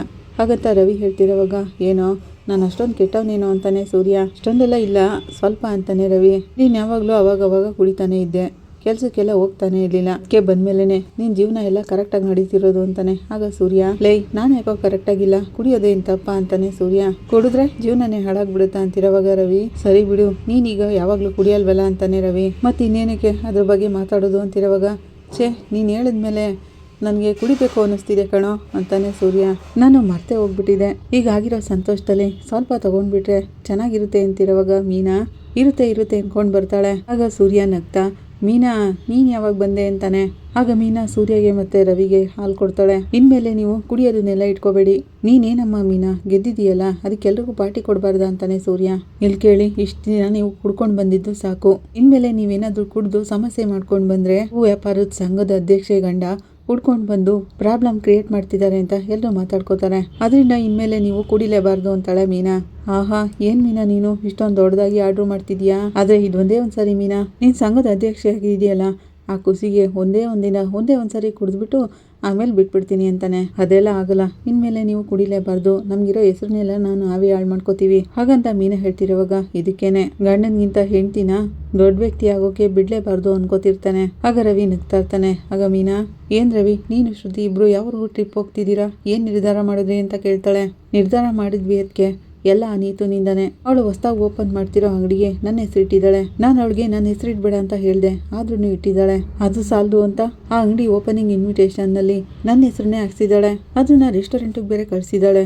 ಅವ್ನು ಹಾಗಂತಿರೋವಾಗ ಓಹೋ ಅಷ್ಟೊಂದು ಕೊಬ್ಬಂದ್ಬಿಡ್ತಾ ಅವಳಿಗೆ ಅಂತಾನೆ ಸೂರ್ಯ. ಅದನ್ನ ನೋಡಿ ಶ್ರುತಿ ತುಂಬಾನೇ ಟೆನ್ಷನ್ ಆದ್ಲು. ಅಂಗಡಿ ಓಪನ್ ದಿನ ನಾವು ಇರ್ಲೇಬಾರ್ದು, ಎಲ್ಲಿಗಾದ್ರೂ ಹೋಗೋಣ ಅಂತ ಹೇಳ್ತಿದ್ದಾಳೆ ಅಂತಾನೆ. ಅದಕ್ಕೆ ನೀವೇನಾ ಈ ಐಡಿಯಾ ಕೊಟ್ಟಿದ್ದು ಅಂತಾನೆ. ಹೌದು ರವಿ, ನಾನೇ ಹೇಳಿದ್ದು. ಒಂದ್ ಸಮಸ್ಯೆ ವಿರುದ್ಧ ನೇರವಾಗಿ ನಿಂತು ಹೋರಾಡೋದಕ್ಕಿಂತ ಅದನ್ನ ಬಿಟ್ಟು ಸುಮ್ಮನೆ ಹೊರಟೋಗೋದೇ ಒಳ್ಳೇದಲ್ವಾ? ಆಗ್ಲೂ ಆ ಸಮಸ್ಯೆ ನಮ್ಮನ್ನ ಬಿಡ್ಲಿಲ್ಲ ಅಂದ್ರೆ ಆಮೇಲೆ ನೋಡ್ಕೊಳ್ಳೋಣ. ಹಾಗಂತ ಮೀನಾ ಹೇಳ್ತಿರೋವಾಗ ತುಂಬಾನೇ ವಿಷಯ ನಡೆದಿದ್ಯಾ? ನೀವೆಲ್ಲಿಗೋ ಟೂರ್ಗೆ ಹೋಗ್ಬೇಕು ಅಂತ ನಿರ್ಧಾರ ಮಾಡಿದ್ದೀರಾ ಅಂತ ಸೂರ್ಯ ಕೇಳ್ತಾನೆ. ಅದನ್ನೇ ಕಣೋ ಇನ್ನೂ ಫೈನಲ್ ಮಾಡಿಲ್ಲ. ಅದೇನಂದ್ರೆ ನಾವು ಟೂರ್ಗೆ ಹೋಗ್ತಿರೋವಾಗ ರೆಸ್ಟೋರೆಂಟ್ನ ಕ್ಲೋಸ್ ಮಾಡಿ ಹೋಗ್ಬೇಕಾಗುತ್ತೆ. ಆಮೇಲೆ ಕಸ್ಟಮರ್ ಸೇರೋದೇ ತುಂಬಾನೇ ಕಷ್ಟ. ಅದರಿಂದ ದಿಢೀರ್ ಅಂತ ಲೀವ್ ಎಲ್ಲ ಹಾಕೋಕ್ಕಾಗಲ್ಲ. ಅದು ಆ ಡೇಟ್ ಬರೋದೇ ವೀಕೆಂಡ್ನಲ್ಲಿ. ಆದ್ರಿಂದ ನಾವು ವಾಪಸ್ ಬರೋವರೆಗೂ ನೀನು ಮತ್ತೆ ಅದಕ್ಕೆ ರೆಸ್ಟೋರೆಂಟ್ನ ನೋಡ್ಕೊಳ್ಳಿ ಅಂತಾನೆ. ಏನು ನಿಮ್ಮ ಅದಕ್ಕೆ ಮೊದ್ಲಿನ ಥರ ಹೂ ಕಟ್ಟೋಳಲ್ಲ ಕಣೋ, ಈಗ ಸಂಘದ ಅಧ್ಯಕ್ಷೆ. ಅದು ಈಗ ತಾನೇ ಅಧ್ಯಕ್ಷೆ ಆಗಿದ್ದಾಳೆ. ಅವಳಿಗೆ ತುಂಬಾನೇ ಕೆಲಸ ಇರ್ತವೆ. ನಾವೇಗೋ ಹೋಟೆಲ್ ನೋಡ್ಕೊಳಕ್ಕಾಗುತ್ತೆ ಅಂತಾನೆ ಸೂರ್ಯ. ನಮ್ಗಿನ್ ಬೇರೆ ದಾರಿನೇ ಇಲ್ಲ ಸೂರ್ಯ, ಅದಕ್ಕೇನೆ ಈ ಐಡಿಯಾ ಕೊಟ್ಟಿದ್ದು. ಅದರಿಂದ ನೀನು ಅದಕ್ಕೇನೆ ರೆಸ್ಟೋರೆಂಟ್ನ ನೋಡ್ಕೋಬೇಕು ಅಂತಾನೆ ರವಿ. ಹ್ಞೂ ಅಂತಾಳೆ ಮೀನಾ. ಏನ್ ಮೀನಾ ನೀನೇನ ಈ ಐಡಿಯಾ ಕೊಟ್ಟಿದ್ದು ಅಂತಾನೆ ಸೂರ್ಯ. ಹೌದು ರೀ ಅಂತ ಮೀರ್ತಿರೋವಾಗ ನೀನಿರೋ ಬಿಸಿಗೆ ನಾವ್ ಹೇಗೆ ಮೀನಾ ಹೋಟೆಲ್ ನೋಡ್ಕೊಳಕ್ಕಾಗುತ್ತೆ ಅಂತಾನೆ ಸೂರ್ಯ. ಸಂಘದ ಕೆಲಸ ಎಲ್ಲ ವಾರದಲ್ಲಿ ಒಂದಿನ ಇರುತ್ತೆ ರೀ, ಅದರಲ್ಲಿ ಯಾವ ಸಮಸ್ಯೆನೂ ಇಲ್ಲ. ರವಿ ಶ್ರುತಿಗಿರೋ ಸಮಸ್ಯೆ ಮುಗ್ದು ಶ್ರುತಿ ಏನಾದರೂ ನಮ್ಮ ಮನೆಗೆ ಬಂದ್ರೆ ನಾವೆಲ್ಲರೂ ಸಂತೋಷ ಪಡ್ತೀವಲ್ವಾ? ಅದಕ್ಕೆ ಶ್ರುತಿ ರವಿ ಇಬ್ರು ಹೊರಗಡೆ ಹೋಗ್ಲೇಬೇಕು ಅಂತಾಳೆ. ಹಾಗೇನಾದ್ರೂ ಇವರು ಹೊರಗಡೆ ಹೋಗಿದ್ ಬಂದ್ರೆ ಆ ನೀತು ಕೊಡ್ತಿರೋ ಟೆನ್ಷನ್ ಇಂದ ಸ್ವಲ್ಪ ರಿಲ್ಯಾಕ್ಸ್ ಆಗ್ತಾರೆ, ಹೊರಗಡೆನೂ ಬರ್ತಾರೆ. ಅದಕ್ಕೇನೆ ನಾವಿಬ್ರೇ ನೋಡ್ಕೋತೀವಿ ಅಂತ ಹೇಳಿದ್ದು ಅಂತಾಳೆ ಮೀನಾ. ಹಾಗಾದ್ರೆ ನನ್ಗೇನು ಸಮಸ್ಯೆ ಇಲ್ಲ, ನಾನು ಯಾವಾಗ ಬೇಕಾದ್ರೂ ಬಾಡಿಗೆಗೆ ಹೋಗ್ಬೋದು. ಹೋಟೆಲ್ನ ನೋಡ್ಕೊಳ್ಳೋದು ನಂಗೆ ಸ್ವಲ್ಪ ಹೊಸ ಕೆಲಸನೇ. ಸರಿ ರವಿ, ನೀವಿಬ್ರು ಹೋಗಿದ್ ಬನ್ನಿ, ನಾವು ನೋಡ್ಕೋತೀವಿ. ಜಾಲಿಯಾಗಿ ನೀನ್ ಹೆಂಡತಿ ಜೊತೆ ಟೂರ್ಗೆ ಹೋಗಿದ್ ಬಾರೋ ಅಂತಾನೆ. ಥ್ಯಾಂಕ್ಸ್ ಸೂರ್ಯ, ಥ್ಯಾಂಕ್ಸ್ ಅದಕ್ಕೆ ಅಂತಾನೆ ರವಿ. ಪರವಾಗಿಲ್ಲ ರವಿ ಅಂತಾಳೆ ಮೀನಾ. ಈ ಕಡೆ ಮೀನಾ ಸೂರ್ಯ ಇಬ್ಬರು ರೆಸ್ಟೋರೆಂಟ್ ನೋಡ್ಕೋತಾ ಇರ್ತಾರೆ. ಮೀನಾ ಅಡುಗೆ ಮಾಡೋಕ್ಕೆ ಅಂತ ಡ್ರೆಸ್ ಹಾಕೊಂಡಿರ್ತಾಳೆ. ಮೀನಾ ಈ ಡ್ರೆಸ್ ಸೂಪರ್ ಆಗಿದೆ ಅಂತಾನೆ ಸೂರ್ಯ. ಅಯ್ಯೋ ರೀ ಶ್ರುತಿ ಈ ಡ್ರೆಸ್ ಹಾಕೊಳ್ಳೇಬೇಕು ಅಂತ ಹೇಳೋಗಿದ್ದಾಳೆ ಅಂತಾಳೆ ಮೀನಾ. ಸೋಂಪಾಪುಡಿ ಚೆನ್ನಾಗಿ ಇರೋದನ್ನೇ ಆರಿಸಿದಾಳೆ. ಸೂಪರ್ ಆಗಿದೆ ಮೀನಾ, ನೀನು ಹೇಗೆ ಯಾವ ಡ್ರೆಸ್ ಹಾಕೋದು ಚೆನ್ನಾಗಿ ಕಾಣಿಸ್ತೀಯಲ್ಲ ಅಂತ ಕೇಳ್ತಾನೆ. ಅಯ್ಯೋ ರೀ ನನ್ನನ್ನು ನೋಡ್ಕೊಂಡಿರೋದು ಬಿಟ್ಬಿಟ್ಟು ಅಲ್ಲಿ ಆರ್ಡ್ರು ನೋಡಿ ಬನ್ನಿ ಅಂತೇಳಿ ಕರ್ಕೊಂಡೋಗ್ತಾಳೆ ಮೀನಾ. ಆಗ ಅಲ್ಲೊಬ್ರು, ಮೇಡಮ್ ನೀವು ಇದೇ ಮೊದಲನೇ ಸರಿ ಅಲ್ವಾ ಈ ರೆಸ್ಟೋರೆಂಟ್ನಲ್ಲಿ ಈ ಫುಡ್ನ ಮಾಡಿರೋದು ಅಂತಾರೆ. ಹೌದು ಅಂತಾಳೆ ಮೀನಾ. ಈ ಕಾಂಬಿನೇಷನ್ ಸೂಪರ್ ಆಗಿದೆ ಅಂತಾರೆ. ಥ್ಯಾಂಕ್ಸ್ ಅಂತಾಳೆ ಮೀನಾ. ಏನಿದು ಈ ಅಡುಗೆ ಬಗ್ಗೆ ಇಷ್ಟೊಂದು ದೊಡ್ಡದಾಗಿ ಮಾತಾಡ್ತಿದ್ದೀರಲ್ಲ ಅಂತ ಅವ್ರ ಪಕ್ಕದಲ್ಲಿ ಕೂತಿರೋರು ಕೇಳ್ತಾರೆ. ಇಲ್ಲಮ್ಮ ಇದು ನಮ್ಮ ಆರೋಗ್ಯಕ್ಕೆ ತುಂಬಾನೇ ಒಳ್ಳೇದು ಅಂತಾಳೆ ಮೀನಾ. ಹಳೆ ರೆಸಿಪಿನೇ ಮಾಡಿದ್ದೀರಾ, ಇದರಲ್ಲೇನಿದೆ ಅಂತ ಅವ್ರು ಕೇಳ್ತಾರೆ. ಆಗ ಸೂರ್ಯ, ಇದು ತುಂಬ ಹಳೆ ರೆಸಿಪಿನೇ ಇರ್ಬೋದಮ್ಮ, ಆದರೆ ಇದನ್ನ ಮಾಡೋಕ್ಕೆ ಟೈಮ್ ತಗೊಳುತ್ತೆ. ನೀವೇನಾದರೂ ಫ್ರೈಡ್ ರೈಸ್ ತಿನ್ನಬೇಕು ಅಂದರೆ 10 ನಿಮಿಷದಲ್ಲಿ ಮಾಡ್ಕೊಡ್ತಾರೆ. ಆದರೆ ಈ ಅಡುಗೆ ಮಾಡೋಕ್ಕೆ ಒಂದಿನ ವೆಯ್ಟ್ ಮಾಡಬೇಕು. ಆಮೇಲೆ ಇದು ನಿಮ್ಮ ಕೈ ಸೇರೋದು. ವೆಯ್ಟ್ ಮಾಡಿ ನಾವು ಊಟ ಮಾಡೋ ಊಟ ತುಂಬಾನೇ ಚೆನ್ನಾಗಿರುತ್ತೆ. ಫಾಸ್ಟಾಗಿ ಮಾಡೋ ಫಾಸ್ಟ್ ಫುಡ್ನ ಓವರ್ ಆಗಿ ತಿಂದರೆ ನಾವು ಫಾಸ್ಟಾಗಿ ಹೋಗ್ತೀವಿ ಅಂತಾನೆ ಸೂರ್ಯ. ಸೂಪರ್ ಆಗಿ ಹೇಳಿದ್ರಿ ಸರ್. ಹಾಗಂತ ಅವ್ರು ಹೇಳ್ತಿರೋವಾಗ್ಲೇ ಅಲ್ಲಿಗೆ ನೀತು ಬರ್ತಾಳೆ. ಸುತ್ತಮುತ್ತ ನೋಡ್ತಾ ಇರ್ತಾಳೆ. ಆಗ ಸೂರ್ಯ ಮೀನಾಗೆ ಅಲ್ಲಿ ನೋಡು ಅಂತ ತೋರಿಸ್ತಾನೆ. ಏನ್ ಮೀನಾ, ಇವಳು ಏನೇ ಮಾಡಿದ್ರು ಇವಳು ಬುದ್ಧಿ ಇವಳು ಬಿಡಲ್ವಲ್ಲ, ಮತ್ತೆ ಬಂದಿದ್ದಾಳಲ್ಲ ಈ ಅಮ್ಮ ಅಂತಾನೆ. ಇವಳು ಬರ್ತಾಳೆ ಅಂತ ನಾನು ಅನ್ಕೊಂಡಿದ್ದೆ ರೀ, ಬನ್ನಿ ಏನು ಅಂತ ಹೋಗಿ ನೋಡೋಣ ಅಂತಾಳೆ ಮೀನಾ. ನೀತು ಹತ್ರ ಹೋಗಿ ನೀನೇನಕ್ಕೆ ಇಲ್ಲಿಗೆ ಬಂದೆ ಅಂತಾಳೆ. ರವಿ ಎಲ್ಲಿದ್ದಾನೆ? ನಾನು ಬೆಳಿಗ್ಗೆಯಿಂದ ಫೋನ್ ಮಾಡ್ತಾನೆ ಇದ್ದೀನಿ, ಫೋನ್ ಸ್ವಿಚ್ ಆಫ್ ಬರ್ತಿದೆ ಅಂತಾಳೆ ನೀತು. ಫೋನ್ ಸ್ವಿಚ್ ಆಫ್ ಮಾಡಿದ್ರೆ ಸ್ವಿಚ್ ಆಫ್ ಅಂತಾನೆ ಬರೋದು ಅಂತಾನೆ ಸೂರ್ಯ. ಇವತ್ತು ನನ್ನ ಲೈಫ್ನಲ್ಲಿ ಎಷ್ಟೊಂದು ಮುಖ್ಯವಾದ ದಿನ ಆಗುತ್ತಾ, ನಾನು ಬೊಕ್ಕೆ ಶಾಪ್ ಓಪನ್ ಮಾಡ್ತಿದ್ದೀನಿ. ಹಾಗಂತ ನೀತು ಅಂತಿರುವಾಗ ಮಾಡು ಬೇಡ ಅಂದಿದ್ದು ಯಾರು ಅಂತಾನೆ ಸೂರ್ಯ. ರವಿ ಇಲ್ಲ ಅಂದ್ರೆ ನಾನು ಹೇಗೆ ಶಾಪ್ ಓಪನ್ ಮಾಡೋದು? ಹಾಗಂತ ನೀತು ಹೇಳ್ತಿರುವಾಗ ಯಾಕೆ ಕೀ ಏನು ರವಿ ಹತ್ರ ಆಯ್ತಾ ಅಂತಾನೆ ಸೂರ್ಯ. ನೀವ್ ಈ ತರ ವ್ಯಂಗ್ಯವಾಗಿ ಮಾತಾಡಿದ್ದೆಲ್ಲ ಸಾಕು. ಮೀನಾ ರವಿ ಎಲ್ಲಿ ಅಂತಾಳೆ. ರವಿ ಎಲ್ಲಿದ್ದಾನೆ? ಒಳಗಿದ್ದಾನ? ರವಿ ಹೊರಗ್ ಬಾ ಅನ್ಕೊಂಡು ನೀತು ರವಿನ ಹುಡ್ಕೊಂಡು ಹೋಗ್ತಾಳೆ. ಎಲ್ಲಿದೆಯಾ ರವಿ, ಹೊರಗ್ ಬಾ ಅಂತ ಹೇಳ್ಕೊಂಡು ಓಡಾಡ್ತಿರ್ತಾಳೆ. ಆಗ ಮೀನಾ ನೀತು ಅಂತ ಕೂಗ್ತಾಳೆ. ಊಟ ಮಾಡ್ತಿದ್ದವರು ನಿಲ್ಲಿಸ್ತಿರೋವಾಗ ನೀವು ಊಟ ಮಾಡಿ ಅಂತ ಸೂರ್ಯ ಹೇಳ್ತಾನೆ. ಏ ನೀತು, ನೀನ್ ಇಷ್ಟ ಬಂದಾಗ ನೀನ್ ಕೂಗಾಡೋಕೆ ಇದು ಹೋಟೆಲ್. ರವಿ ಇಲ್ಲಿಲ್ಲ, ಅವನ ಹೆಂಡತಿ ಶ್ರುತಿನ ಕರ್ಕೊಂಡು ಟೂರ್ಗೆ ಹೋಗಿದ್ದಾರೆ ಅಂತ ಹೇಳ್ತಾಳೆ. ಇನ್ಮೇಲೆ ಅವ್ರನ್ನೆಲ್ಲ ಹುಡ್ಕೊಂಡು ಇಲ್ಲಿಗೆ ಬರಬೇಡ ಅಂತ ಹೇಳ್ತಾಳೆ. ಏನು ಟೂರ್ಗೆ ಹೋಗಿದಾರ, ನನ್ನ ಜೊತೆ ಹೇಳಲೇ ಇಲ್ಲ ಅಂತ ನೀತು ಕೇಳ್ತಾಳೆ. ಯಾಕೆ ನೀನ್ ಅವ್ರಿಬ್ರಿಗೂ ಟಿಕೆಟ್ ತೆಗೆದು ಕೊಡ್ತಿದ್ಯಾ ಅಂತ ಕೇಳ್ತಾನೆ ಸೂರ್ಯ. ಅವ್ರಿಗೆ ಹೋಗ್ಬೇಕು ಅನಿಸ್ತು ಹೋಗಿದ್ದಾರೆ ಅಂತಿರುವಾಗ ಇವತ್ತು ನನ್ನ ಫ್ಲವರ್ ಶಾಪ್ ಓಪನಿಂಗ್ಗೆ ರವಿ ಬರಲೇಬೇಕು ಅಂತಾಳೆ. ರವಿ ಟೂರ್ ಹೋಗಿದ್ದಾನೆ ಅಂದ್ರೆ ಅವನು ನಿನ್ ಫ್ಲವರ್ ಶಾಪ್ ಓಪನಿಂಗ್ಗೆ ಬರೋಕ್ ಇಷ್ಟ ಇಲ್ಲ ಅಂತ ಅರ್ಥ. ಮೊದ್ಲು ಇಲ್ಲಿಂದ ಹೋಗು ಅಂತಾನೆ ಸೂರ್ಯ. ಆಗ ಮೀನಾ ನೀತು ನೀನ್ ಅನ್ಕೊಂಡಿರೋದೆಲ್ಲ ಇನ್ಮೇಲೆ ನಡೆಯಲ್ಲ ಅಂತಾಳೆ ಮೀನಾ. ಓ ಇದೆಲ್ಲ ನೀನು ನಿನ್ ಗಂಡನು ಸೇರಿ ಮಾಡಿರೋದಾ? ರವಿನ ನೀವಿಬ್ರು ಸೇರಿನೇ ಕಳ್ಸ್ಕೊಟ್ಟಿರೋದು. ನೀವೇನೇ ಮಾಡಿದ್ರು ರವಿನ ನನ್ನಿಂದ ದೂರ ಮಾಡೋಕ್ಕಾಗಲ್ಲ ಅಂತಾಳೆ ನೀತು. ಇಲ್ಲಿ ನೋಡು, ರವಿ ಮನ್ಸಲ್ಲಿ ಶ್ರುತಿ ಮಾತ್ರನೇ ಇರೋದು. ಶ್ರುತಿ ಅವ್ರ ಹೆಂಡತಿ, ಮದ್ವೆ ಆದ ಗಂಡಸಿನಿಂದೆ ಅಲಿತಿದೆಯಲ್ಲ, ನಿನ್ಗೆ ಅಸಹ್ಯ ಆಗಲ್ವಾ? ಹಾಗಂತ ಮೀನಾ ಹೇಳ್ತಿರೋವಾಗ ಮೀನಾ ಇವಳ ಜೊತೆ ಮಾತಾಡಿ ಏನು ಪ್ರಯೋಜನ ಇಲ್ಲ. ಇಲ್ಲೋಡಮ್ಮ, ನಮ್ಮ ಸೋಂಪಾಪುಡಿ ಏನಾದರೂ ಇಲ್ಲಿ ಇದ್ದಿದ್ರೆ ಅವಳ ಬಾಯಿನಲ್ಲೇ ನಿನ್ನನ್ನು ಸುಟ್ಟಾಕ್ಬಿಡ್ತಿದ್ಲು. ಸುಮ್ಮನೆ ಇನ್ನೊಬ್ರು ಗಂಡನ ಲವ್ ಮಾಡ್ತೀನಿ ಅಂತ ಅವ್ರ ಹಿಂದೆ ಸುತ್ತೋದನ್ನ ಬಿಟ್ಟು ಹೋಗಿ ನಿನ್ ಕೆಲಸ ನೋಡ್ಕೊ ಅಂತಾನೆ ಸೂರ್ಯ. ನೀವೇನ್ ನನಗೆ ಅಡ್ವೈಸ್ ಮಾಡೋದು ಬೇಕಾಗಿಲ್ಲ ಅಂತ ನೀತು ಹೇಳ್ತಿರೋವಾಗ ಮೀನಾ ನಿಮ್ಗೆಲ್ಲ ಅಡ್ವೈಸ್ ಮಾಡಿದ್ರು ಬುದ್ಧಿ ಬಂದ್ಬಿಡುತ್ತಾ ಅಂತಾಳೆ ಮೀನಾ. ನೋಡಮ್ಮ, ನೀನ್ ಅಂಗಡಿ ಶುರು ಮಾಡ್ತಿರೋದು ಒಳ್ಳೆ ವಿಷಯ, ಅದಕ್ಕೆ ಶುಭಾಶಯಗಳನ್ನ ಹೇಳ್ತೀವಿ. ರವಿ ಅವ್ನ ಹೆಂಡತಿನ ಬಿಟ್ಟು ಬರ್ತಾನೆ ಅಂತೆಲ್ಲ ಅನ್ಕೊಳಕ್ ಹೋಗ್ಬೇಡ. ನೀನು ಓದ್ಕೊಂಡಿರೋಳ್ತಾನೆ, ಇನ್ನೊಂದು ಹೆಣ್ಣಿನ ಜೀವನದಲ್ಲಿ ಆಟ ಆಡ್ತಿದೀಯಲ್ಲ, ಇದೆಲ್ಲ ಒಳ್ಳೇದು ಅನ್ಕೊಂಡಿದ್ಯಾ ಅಂತಾನೆ ಸೂರ್ಯ. ಮೊದ್ಲು ಇಲ್ಲಿಂದ ಹೋಗಮ್ಮ ಕೆಲಸ ನೋಡ್ಕೊ ಅಂತಾನೆ. ಸಾಕು ನಿಲ್ಸು, ನೀನ್ ನನ್ಗೆ ಅಡ್ವೈಸ್ ಮಾಡಕ್ ಬರ್ತಿದ್ಯಾ? ನೀನ್ ಯಾರು ನನ್ಗೆ ಬುದ್ಧಿ ಹೇಳೋದಕ್ಕೆ, ನನ್ ಬಗ್ಗೆ ಮಾತಾಡೋದಕ್ಕೆ? ನೀನೇ ಒಬ್ಬ ದೊಡ್ಡ ಕುಡ್ಕ ಅಂತಾಳೆ. ನೀನೊಬ್ಬ ಲೋಕಲ್ ರೋಡಿ ನನ್ಗೆ ಅಡ್ವೈಸ್ ಮಾಡ್ತಿದ್ಯಾ? ಹಾಗಂತ ನೀತಿ ಹೇಳ್ತಿರೋವಾಗ ಮೀನಾ ಏಯ್ ನೋಡ್ಕೊಂಡ್ ಮಾತಾಡು, ನನ್ ಗಂಡನ ಬಗ್ಗೆ ನಿನ್ಗೇನೆ ಗೊತ್ತು, ಅವ್ರ ಬಗ್ಗೆ ಏನಾದ್ರೂ ಮಾತಾಡಿದ್ರೆ ನೋಡು. ಹಾಗಂತ ಮೀನಾ ಹೇಳ್ತಿರೋವಾಗ ನಿನ್ ಗಂಡನ ಬಗ್ಗೆ ನನ್ಗೆಲ್ಲ ಗೊತ್ತು, ಇವನೊಬ್ಬ ರೌಡಿ, ಯಾರನ್ ಬೇಕಾದ್ರೂ ಹೊಡಿತಾನೆ, ಯಾರ ಜೊತೆಗೆ ಬೇಕಾದ್ರೂ ಜಗಳಕ್ಕೆ ಹೋಗ್ತಾನೆ. ಇಷ್ಟ್ರ ಮಟ್ಟಿಗೆ ಕೆಟ್ಟತನ ತುಂಬ್ಕೊಂಡಿರೋ ಇವನ್ಗೆ ನನ್ ಬಗ್ಗೆ ಮಾತಾಡೋ ಅರ್ಹತೆ ಯೋಗ್ಯತೆನಾದ್ರೂ ಇದೆಯಾ ಅಂತ ಕೇಳ್ತಾಳೆ. ಆಗ ಮೀನಾ ನೀತು ಕಪಾಳಕ್ಕೆ ಜೋರ ಹೊಡಿತಾಳೆ. ಆಗ ಅಲ್ಲಿ ಹೋಟೆಲ್ ನಲ್ಲಿರೋರೆಲ್ಲ ಎದ್ದು ನಿಂತ್ಕೋತಾರೆ. ಏನಿಲ್ಲ ನೀವು ಕುತ್ಕೊಂಡು ಊಟ ಮಾಡಿ ಅಂತಾನೆ ಸೂರ್ಯ. ನೀತು ಸುತ್ತಮುತ್ತ ಎಲ್ಲರೂ ನೋಡ್ತಾಳೆ. ಆಗ ಮೀನಾ ನೀನ್ ರೆಸ್ಟೋರೆಂಟ್ ಅಲ್ಲಿ ಇದೆಯಾ ಅಂತ ಒಂದೇಟ್ ಹೊಡೆದು ಸುಮ್ಮನಾಗಿದ್ದೀನಿ. ಬೇರೆ ಎಲ್ಲಾದ್ರೂ ಸಿಕ್ಕಿ ನನ್ ಗಂಡನ ಬಗ್ಗೆ ನೀನೇನಾದ್ರೂ ಮಾತಾಡಿದ್ರೆ ನಿನ್ 2 ಕಪಾಲಗಳು ಊದ್ಕೋತಿದ್ವಿ. ಅವ್ರ ಬಗ್ಗೆ ಇನ್ನೊಂದ್ ಮಾತ್ ನೀನೇನಾದ್ರೂ ಮಾತಾಡಿದ್ರೆ ನಿನ್ ಬಾಯಲ್ಲಿ ಒಂದಲ್ಲೂ ಇರಬಾರ್ದು, ಹಾಗ್ ಮಾಡ್ಬಿಡ್ತೀನಿ. ನಿನ್ಗೇನ್ ಯೋಗ್ಯತೆ ಇದೆ ಇವ್ರ ಬಗ್ಗೆ ಮಾತಾಡೋಕೆ? ನಿನ್ ತರ ತಮ್ಮ ಜೊತೆಲಿರೋರ್ ಜೀವನನ ಹಾಳು ಮಾಡೋದೆಲ್ಲ ಅವ್ರಿಗೆ ಬರಲ್ಲ. ಮೊದ್ಲು ಇಲ್ಲಿಂದ ಆಚೆ ಹೋಗಿ ಆಚೆಗೆ ಅಂತಾಳೆ ಮೀನಾ. ಆಗ ಸೂರ್ಯ ಇನ್ನೊಂದ್ ನಿಮಿಷ ನೀನೇನಾದ್ರೂ ಇಲ್ಲಿ ಇದ್ದಿದ್ರೆ ನನ್ನ ಹೆಂಡತಿ ಏನ್ ಮಾಡ್ತಾಳೋ ಏನೋ, ಹೋಗಿ ನಿನ್ ಜೀವನಾದ್ರೂ ಉಳಿಸ್ಕೊ, ಹೋಗು ಇಲ್ಲಿಂದ ಅಂತಾನೆ. ಹೋಗಮ್ಮ ಅಂತ ಹೇಳ್ತಿರೋವಾಗ ನೀತು ಅಲ್ಲಿಂದ ಹೊರಡ್ತಾಳೆ. ಆಗ ಸೂರ್ಯ ಮೀನಾ ನೀನು ಈಗ ಸೂರ್ಯನ ಹೆಂಡತಿ ಅಂತ ನಿರೂಪಿಸ್ಬಿಟ್ಟೆ. ಇಂಥವ್ರಿಗೆಲ್ಲ ನೀನು ಸರಿಯಾಗಿ ಮಾಡ್ದೆ ಬಿಡು. ಇನ್ಮೇಲೆ ಇವಳು ರವಿ ಹತ್ರ ಬರೋದೇ ಇಲ್ಲ, ನೋಡ್ತಾ ಇರು. ಅದು ಸರಿ, ನನ್ನ ಬಗ್ಗೆ ಇಷ್ಟೊಂದೆಲ್ಲ ಮಾತಾಡಿದ್ಲು ಅಂತ ಇಷ್ಟು ಕೋಪ ಮಾಡ್ಕೊಳ್ಳೋದ ನೀನು ಅಂತಾನೆ. ಮತ್ತೆ ನಿಮ್ ಬಗ್ಗೆ ಮಾತಾಡಿದ್ರೆ ನನ್ ಕೋಪ ಬರಲ್ವಾ ಏನು ಅಂತಾಳೆ ಮೀನಾ. ಅಯ್ಯೋ ನನ್ನ ಹೆಂಡತಿಗೆ ನನ್ನ ಮೇಲೆ ಎಷ್ಟೊಂದು ಪ್ರೀತಿ ಅನ್ಕೊಂಡು ಮೀನಾನ ಇಟ್ಕೊಳಕ್ ಹೋಗ್ತಾನೆ. ಅಯ್ಯೋ ಇದು ಮನೆಯಲ್ಲ, ಹೋಗಿ ಕಸ್ಟಮರ್ಸ್ನ ನೋಡಿ ಅಂತಾಳೆ ಮೀನಾ. ಹೋಗಿ ನೋಡಿ ಅಂತಿರುವಾಗ ಸೂರ್ಯ ಖುಷಿಯಿಂದ ಕುಣ್ಕೊಂಡು ಹೋಗ್ತಾನೆ. ಈ ಕಡೆ ಪ್ರಮೀಳಾ ಅವರು ಕೃಷ್ಣ ಸ್ಕೂಲ್ಗೆ ರೆಡಿ ಮಾಡ್ತಿರ್ತಾರೆ. ಅಮ್ಮ ಇವತ್ತು ಅವನು ಸ್ಕೂಲ್ ಹೋಗೋದ್ ಬೇಡ, ಅವ್ನಿಗೆ ರೆಡಿ ಮಾಡ್ಬೇಡ ಅಂತಾಳೆ ರೋಹಿಣಿ. ಯಾಕೆ ಇವನ್ ರೆಡಿ ಆಗಿದ್ದಾನಲ್ಲ ಹಾಗಂತ ಪ್ರಮೀಳಾ ಕೇಳ್ತಾನೆ. ಅವ್ನ್ ಇವತ್ತು ಸ್ಕೂಲ್ಗೆ ಹೋಗೋದ್ ಬೇಡ, ನಾನು ಬೇರೆ ಕಡೆ ಕರ್ಕೊಂಡು ಹೋಗ್ತೀನಿ ಅಂತಾಳೆ ರೋಹಿಣಿ. ಅವ್ನಿಗೆ ಮುಂದೆ ಎಕ್ಸಾಮ್ ಇದೆ ಅಂತ ಟೀಚರ್ ಹೇಳಿದ್ದಾರೆ. ಒಂದಿನ ಸ್ಕೂಲ್ಗೆ ಹೋಗ್ಲಿಲ್ಲ ಅಂದ್ರೆ ಅವ್ನಿಗೇನು ಆಗಲ್ಲ, ಅವ್ನ್ ಪಾಡ್ಗೆ ಅವನು ಓದ್ಕೋತಾನೆ. ಕ್ರಿಶ್ ನೀನ್ ಇವತ್ತು ಸ್ಕೂಲ್ಗೆ ಹೋಗೋದ್ ಬೇಡ, ನಾವಿಬ್ರು ಬೇರೆ ಕಡೆ ಹೋಗೋಣ ಅಂತಾಳೆ ರೋಹಿಣಿ. ಎಲ್ಲೂ ಕರ್ಕೊಂಡು ಹೋಗ್ತಿದ್ಯಾ ಅವನನ್ನ ಅಂತ ಪ್ರಮೀಳಾ ಕೇಳ್ತಾರೆ. ಹೇಳ್ತೀನಿ ಕ್ರಿಶ್ ನೀನ್ ಒಳಗೋಗು, ಬಟ್ಟೆನೆಲ್ಲ ಚೇಂಜ್ ಮಾಡು ಅಂತಾಳೆ. ಅಮ್ಮ ಹೊರಗಡೆ ಹೋಗ್ತಿದೀವಲ್ಲ, ನನ್ಗೆ ಐಸ್ ಕ್ರೀಮ್ ಕೊಡಿಸ್ತೀಯಾ ಅಂತ ಕೇಳ್ತಾನೆ ಕ್ರಿಶ್. ತೆಗೆದು ಕೊಡ್ತೀನಿ, ನೀನು ಹೋಗಿ ಫಸ್ಟ್ ಡ್ರೆಸ್ ಚೇಂಜ್ ಮಾಡಿ ಬಾ ಅಂತಾಳೆ ರೋಹಿಣಿ. ಅಜ್ಜಿ ನಾನು ಅಮ್ಮನ ಜೊತೆ ಹೋಗ್ತಿದ್ದೀನಿ, ಜಾಲಿ ಜಾಲಿ ಅನ್ಕೊಂಡು ಕ್ರಿಶ್ ಬ್ಯಾಗ್ ತಗೊಂಡು ಒಳಗೋಗ್ತಾನೆ. ಕಲ್ಯಾಣಿ ಸ್ಕೂಲ್ಗೆ ಹೋಗ್ತಿರೋ ಹುಡುಗನ ಎಲ್ಲಿಗೆ ಅಂತ ಕರ್ಕೊಂಡು ಹೋಗ್ತಿದ್ಯಾ, ಈಗೆಲ್ಲ ನನ್ನ ಜೊತೆ ನೀನು ಏನು ಹೇಳೋದೇ ಇಲ್ಲ ಅಂತ ಪ್ರಮೀಳಾ ಕೇಳ್ತಾರೆ. ನಾನು ಹೇಳ್ಬಿಟ್ರೆ ನಾನು ಹೇಳಿದಕ್ಕೆಲ್ಲ ಸರಿ ಅಂತ ಏನಾದ್ರು ಹೇಳ್ತೀಯಾ ನೀನು ಅಂತಾಳೆ ರೋಹಿಣಿ. ನೀವಿಬ್ರು ಎಲ್ಲಿಗೆ ಹೋಗ್ತಿದ್ದೀರಾ ಅನ್ನೋದನ್ನು ನಾನು ತಿಳ್ಕೊಬಾರ್ದ ಅಂತ ಪ್ರಮೀಳಾ ಕೇಳ್ತಾರೆ. ಇವತ್ತು ಹಿಯರಿಂಗ್ ಇದೆ, ನಾನು ಕೋರ್ಟಿಗೆ ಕರ್ಕೊಂಡು ಹೋಗ್ತಿದ್ದೀನಿ ಅವನನ್ನ ಅಂತಾಳೆ ರೋಹಿಣಿ. ಅದಕ್ಕೆ ಇವನು ನೀನು ಕರ್ಕೊಂಡು ಹೋಗ್ತಿದ್ಯಾ ಅಂತಾರೆ ಪ್ರಮೀಳಾ. ಕಾರಣ ಇದೆ ಅಂತಾಳೆ ರೋಹಿಣಿ. ಅಂತ ಕಾರಣ ಏನಿದೆ ಅಂತಾರೆ ಪ್ರಮೀಳಾ. ನಾನು ಮನೆಗೆ ಬಂದು ಹೇಳ್ತೀನಿ, ಅದುವರೆಗೂ ನೀ ನನ್ನನ್ನ ಏನು ಕೇಳಬೇಡ ಅಂತಾಳೆ ರೋಹಿಣಿ. ನೋಡು ಕಲ್ಯಾಣಿ, ಇದುವರೆಗೂ ನೀನ್ ತುಂಬಾ ಕೆಲಸಗಳಲ್ಲಿ ತಪ್ಪಾದ ನಿರ್ಧಾರ ತಗೊಂಡಿದ್ಯಾ. ನಿನ್ ಗಂಡನು ನಿನ್ ಅತ್ತೆನು ನೀನ್ ಬರ್ಲೇಬಾರ್ದು ಅಂತ ಹೊಡೆದು ಕಳ್ಸಿದಾರೆ. ಅದನ್ನು ಮೀರಿ ನೀನ್ ಮತ್ತೆ ಇನ್ನೇನೋ ಮಾಡಕ್ ಹೋಗ್ತಿದ್ಯಾ. ಪ್ರಮೀಳಾ ಹಾಗಂತಿರುವಾಗ ಏನು ನನ್ನನ್ನ ಕೊಂದ್ಬಿಡ್ತಾರಾ ಹಾಗೆ ಮಾಡಿದ್ರೆ ಅಂತಾಳೆ ರೋಹಿಣಿ. ಏನೇ ಈ ತರ ಮಾತಾಡ್ತಿದ್ಯಾ ಅಂತ ಕೇಳ್ತಾರೆ ಪ್ರಮೀಳಾ. ಅವ್ರು ಏನ್ ಬೇಕಾದ್ರೂ ಮಾಡ್ಲಿ, ನಾನು ಮನೋಜ್ ಜೊತೆ ಸೇರೋಕೆ ನಾನು ಯಾವ ಲೆವೆಲ್ಗೆ ಬೇಕಾದ್ರೂ ಹೋಗ್ತೀನಿ ಅಂತಾಳೆ ರೋಹಿಣಿ. ಅಮ್ಮ ನಾನು ರೆಡಿ ಆಗ್ಬಿಟ್ಟೆ ಅಂತ ಕ್ರಿಶ್ ಬರ್ತಾನೆ. ಸರಿ ಬಾ ಹೋಗೋಣ ಅಂತಾಳೆ ರೋಹಿಣಿ. ಕಲ್ಯಾಣಿ ಯಾವ್ದಕ್ಕೂ ಒಂದ್ಸರಿ ಯೋಚನೆ ಮಾಡಿ ನೋಡು ಅಂತಾರೆ ಪ್ರಮೀಳಾ. ಆದ್ರೂ ರೋಹಿಣಿ ಕೃಷ್ಣ ಕರ್ಕೊಂಡು ಕೋರ್ಟಿಗೆ ಬರ್ತಾಳೆ. ಈ ಕಡೆ ಕೋರ್ಟ್ನಲ್ಲಿ ಮನೋಜ ಮತ್ತೆ ಶಾಂತಿ ಆಗ್ಲೇ ಬಂದಿರ್ತಾರೆ. ನಾವು ತಿಂಗಳ ಕೋರ್ಟ್ಗೆ ಅಲಿಯೋಗಿ ಮಾಡ್ಬಿಟ್ಲು ಆ ಪಾರ್ಲರ್ ನೋಡು, ಇದೇ ಒಂದು ಕೆಲಸ ಆಗ್ಬಿಡ್ತೀವಿ ಅಂತಿರೋವಾಗ, ಹೌದಮ್ಮ ಡಿವೋರ್ಸ್ ಸಿಗೋವರೆಗೂ ನಾವು ಇದನ್ನೇ ತಾನೇ ಮಾಡ್ಬೇಕಾಗಿರೋದು ಅಂತಾನೆ ಮನೋಜ. ಹೇಗಾದ್ರೂ ಅವಳು ನಿನ್ನಿಂದ ದೂರ ಆದ್ರೆ ಸಾಕು, ಇವತ್ತಾದ್ರೂ ಜಡ್ಜು ನೀವಿಬ್ರು ದೂರ ಆಗೋಗಿ ತೀರ್ಪು ಕೊಟ್ರೆ ಸರಿ ಅಂತಾಳೆ. ನಾಳೆ ಬೇರೆ ನಿನ್ ಮದ್ವೆ ಎಂಗೇಜ್ಮೆಂಟ್, ಈ ಡಿವೋರ್ಸ್ ಸಿಕ್ಬಿಟ್ರೆ ಸಂತೋಷವಾಗಿ ನಿಶ್ಚಿತಾರ್ಥ ಮಾಡ್ಬೋದು ಹಾಗಂತ ಶಾಂತಿ ಹೇಳ್ತಿರುವಾಗ, ಇವತ್ತು ಸಿಗುತ್ತೆ ಅಂತ ನಿನ್ಗೆ ಅನ್ನಿಸ್ತಿಲ್ವೇನಮ್ಮ ಅಂತ ಮನೋಜ ಕೇಳ್ತಾನೆ. ಸಿಗುತ್ತೆ ಅಂತ ನಾನು ಅನ್ಕೊಂಡಿದೀನಿ, ದೇವ್ರ ಹತ್ರ ಪೂಜೆ ಮಾಡಿಸಿ ಕೇಳ್ಕೊಂಡು ಬಂದಿದ್ದೀನಿ, ದೇವ್ರೇ ನೋಡ್ಕೋಬೇಕು ಅಂತಾಳೆ ಶಾಂತಿ. ಆಗ ಅಲ್ಲಿಗೆ ಲಾಯರ್ ಬರ್ತಾರೆ.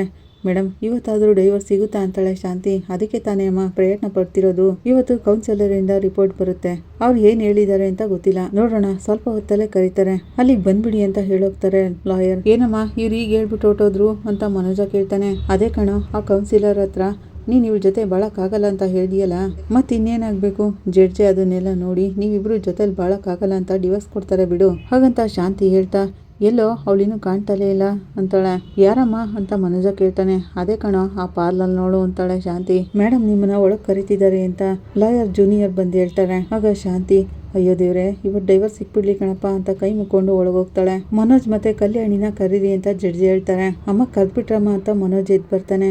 ಕಲ್ಯಾಣಿಯಲ್ಲಿ ಅಂತ ಜಡ್ಜ್ ಲಾಯರ್ನ ಕೇಳ್ತಾರೆ. ಬಂದ್ಬಿಡ್ಬೋದು ಯುವರ್ ಆನರ್ ಅಂತ ಲಾಯರ್ ಹೇಳ್ತಾರೆ. ಸರಿ ಕೃಷ್ಣ, ಕೌನ್ಸಿಲರ್ ಕೊಟ್ಟಿರೋ ರಿಪೋರ್ಟ್ನೆಲ್ಲಾನು ನೋಡಿದೆ, ಅಲ್ಲೂ ಕೂಡ ಇವರಿಬ್ರು ಹೋಗಿ ಗೊಂದಲನ ಸೃಷ್ಟಿ ಮಾಡಿದ್ದಾರೆ, ಅದರಿಂದ ಅವರು ನಮ್ ಕೈಲಿ ಏನು ಮಾಡಕ್ಕಾಗಲ್ಲ ಅಂತ ಹೇಳಿದ್ದಾರೆ. ನೀವ್ ಯಾವಾಗ್ಲೂ ಒಂದ್ ಒಳ್ಳೆ ಕೇಸ್ನ ತಗೊಂಡ್ ಬರ್ತಿದ್ರಲ್ವಾ, ಈ ಸರಿ ಏನು ಇಂಥ ಗೊಂದಲವಾಗಿರೋ ಕೇಸ್ನ ತಗೊಂಡ್ ಬಂದಿದ್ದೀರಾ, ನಿಮ್ಗೆ ಟಫ್ ಆಗ್ತಿದೆ ಅಲ್ವಾ ಅಂತ ಕೇಳ್ತಾರೆ ಜಡ್ಜ್. ಆಗ ಲಾಯರ್, ಹೌದು ಯುವರ್ ಆನರ್, ಇವರಿಬ್ರು ಕೂಡ ಎರಡು ನಿರ್ಧಾರದಲ್ಲಿದ್ದಾರೆ, ನಾನಂತೂ ಇದನ್ನೆಲ್ಲ ನಿಭಾಯಿಸಿ ತುಂಬಾನೇ ಟಯರ್ಡ್ ಆಗ್ಬಿಟ್ಟೆ ಹಾಗಂತ ಲಾಯರ್ ಹೇಳ್ತಿರುವಾಗ, ಹೇಗಾದ್ರೂ ಗೆದ್ದು ಇವ್ರಿಗೆ ಡಿವೋರ್ಸ್ ಕೊಡ್ಸಿ ಸಿಲ್ವರ್ ಜಿಬ್ಲಿನಲ್ಲಿ ವಿನ್ ಆಗ್ಬೋದಲ್ವಾ ಅಂತ ಕೇಳ್ತಾರೆ ಜಡ್ಜ್. ಯುವರ್ ಆನರ್, ನನ್ನ ವಾದನ ನಾನು ಮಂಡಿಸಿದೀನಿ, ನನ್ನ ಕ್ಲೈಂಟ್ ಮನೋಜ್ ಅವ್ರಿಗೆ ರೋಹಿಣಿ ಜೊತೆ ಸೇರಿ ಬಹಳ ಆಸೆನೇ ಇಲ್ಲ, ಅಷ್ಟು ಮಟ್ಟಿಗೆ ಆ ಹುಡುಗಿ ಎಮರ್ಸಿದಾಳೆ, ಇದಕ್ಕೂ ಮೇಲೆ ಈ ಕೇಸ್ನ ಮುಂದೆ ತಳ್ದೇನೆ ಜಡ್ಜ್ಮೆಂಟ್ ಕೊಟ್ಬಿಟ್ರೆ ಸರಿ ಹೋಗುತ್ತೆ ಅಂತಾರೆ. ಅದೇ ತುಂಬಾ ಒಳ್ಳೇದು, ನನ್ನ ಕ್ಲೈಂಟ್ಸ್ಗೆ ತುಂಬಾನೇ ಮನ್ಸು ಹೊಡೆದೋಗಿದೆ, ಡಿವೋರ್ಸ್ ಕೊಡಿಸ್ಬಿಡಿ ಅಂತ ನಾನು ನಿಮ್ಮ ಹತ್ರ ರಿಕ್ವೆಸ್ಟ್ ಮಾಡ್ಕೋತಿದ್ದೀನಿ ಹಾಗಂತ ಲಾಯರ್ ಹೇಳ್ತಿರುವಾಗ, ಜಡ್ಜ್, ಮಿಸ್ಟರ್ ಮನೋಜ್ ನೀವು ಅದೇ ನಿರ್ಧಾರದಲ್ಲಿದ್ದೀರಾ ಹಾಗಂತ ಕೇಳ್ತಾರೆ.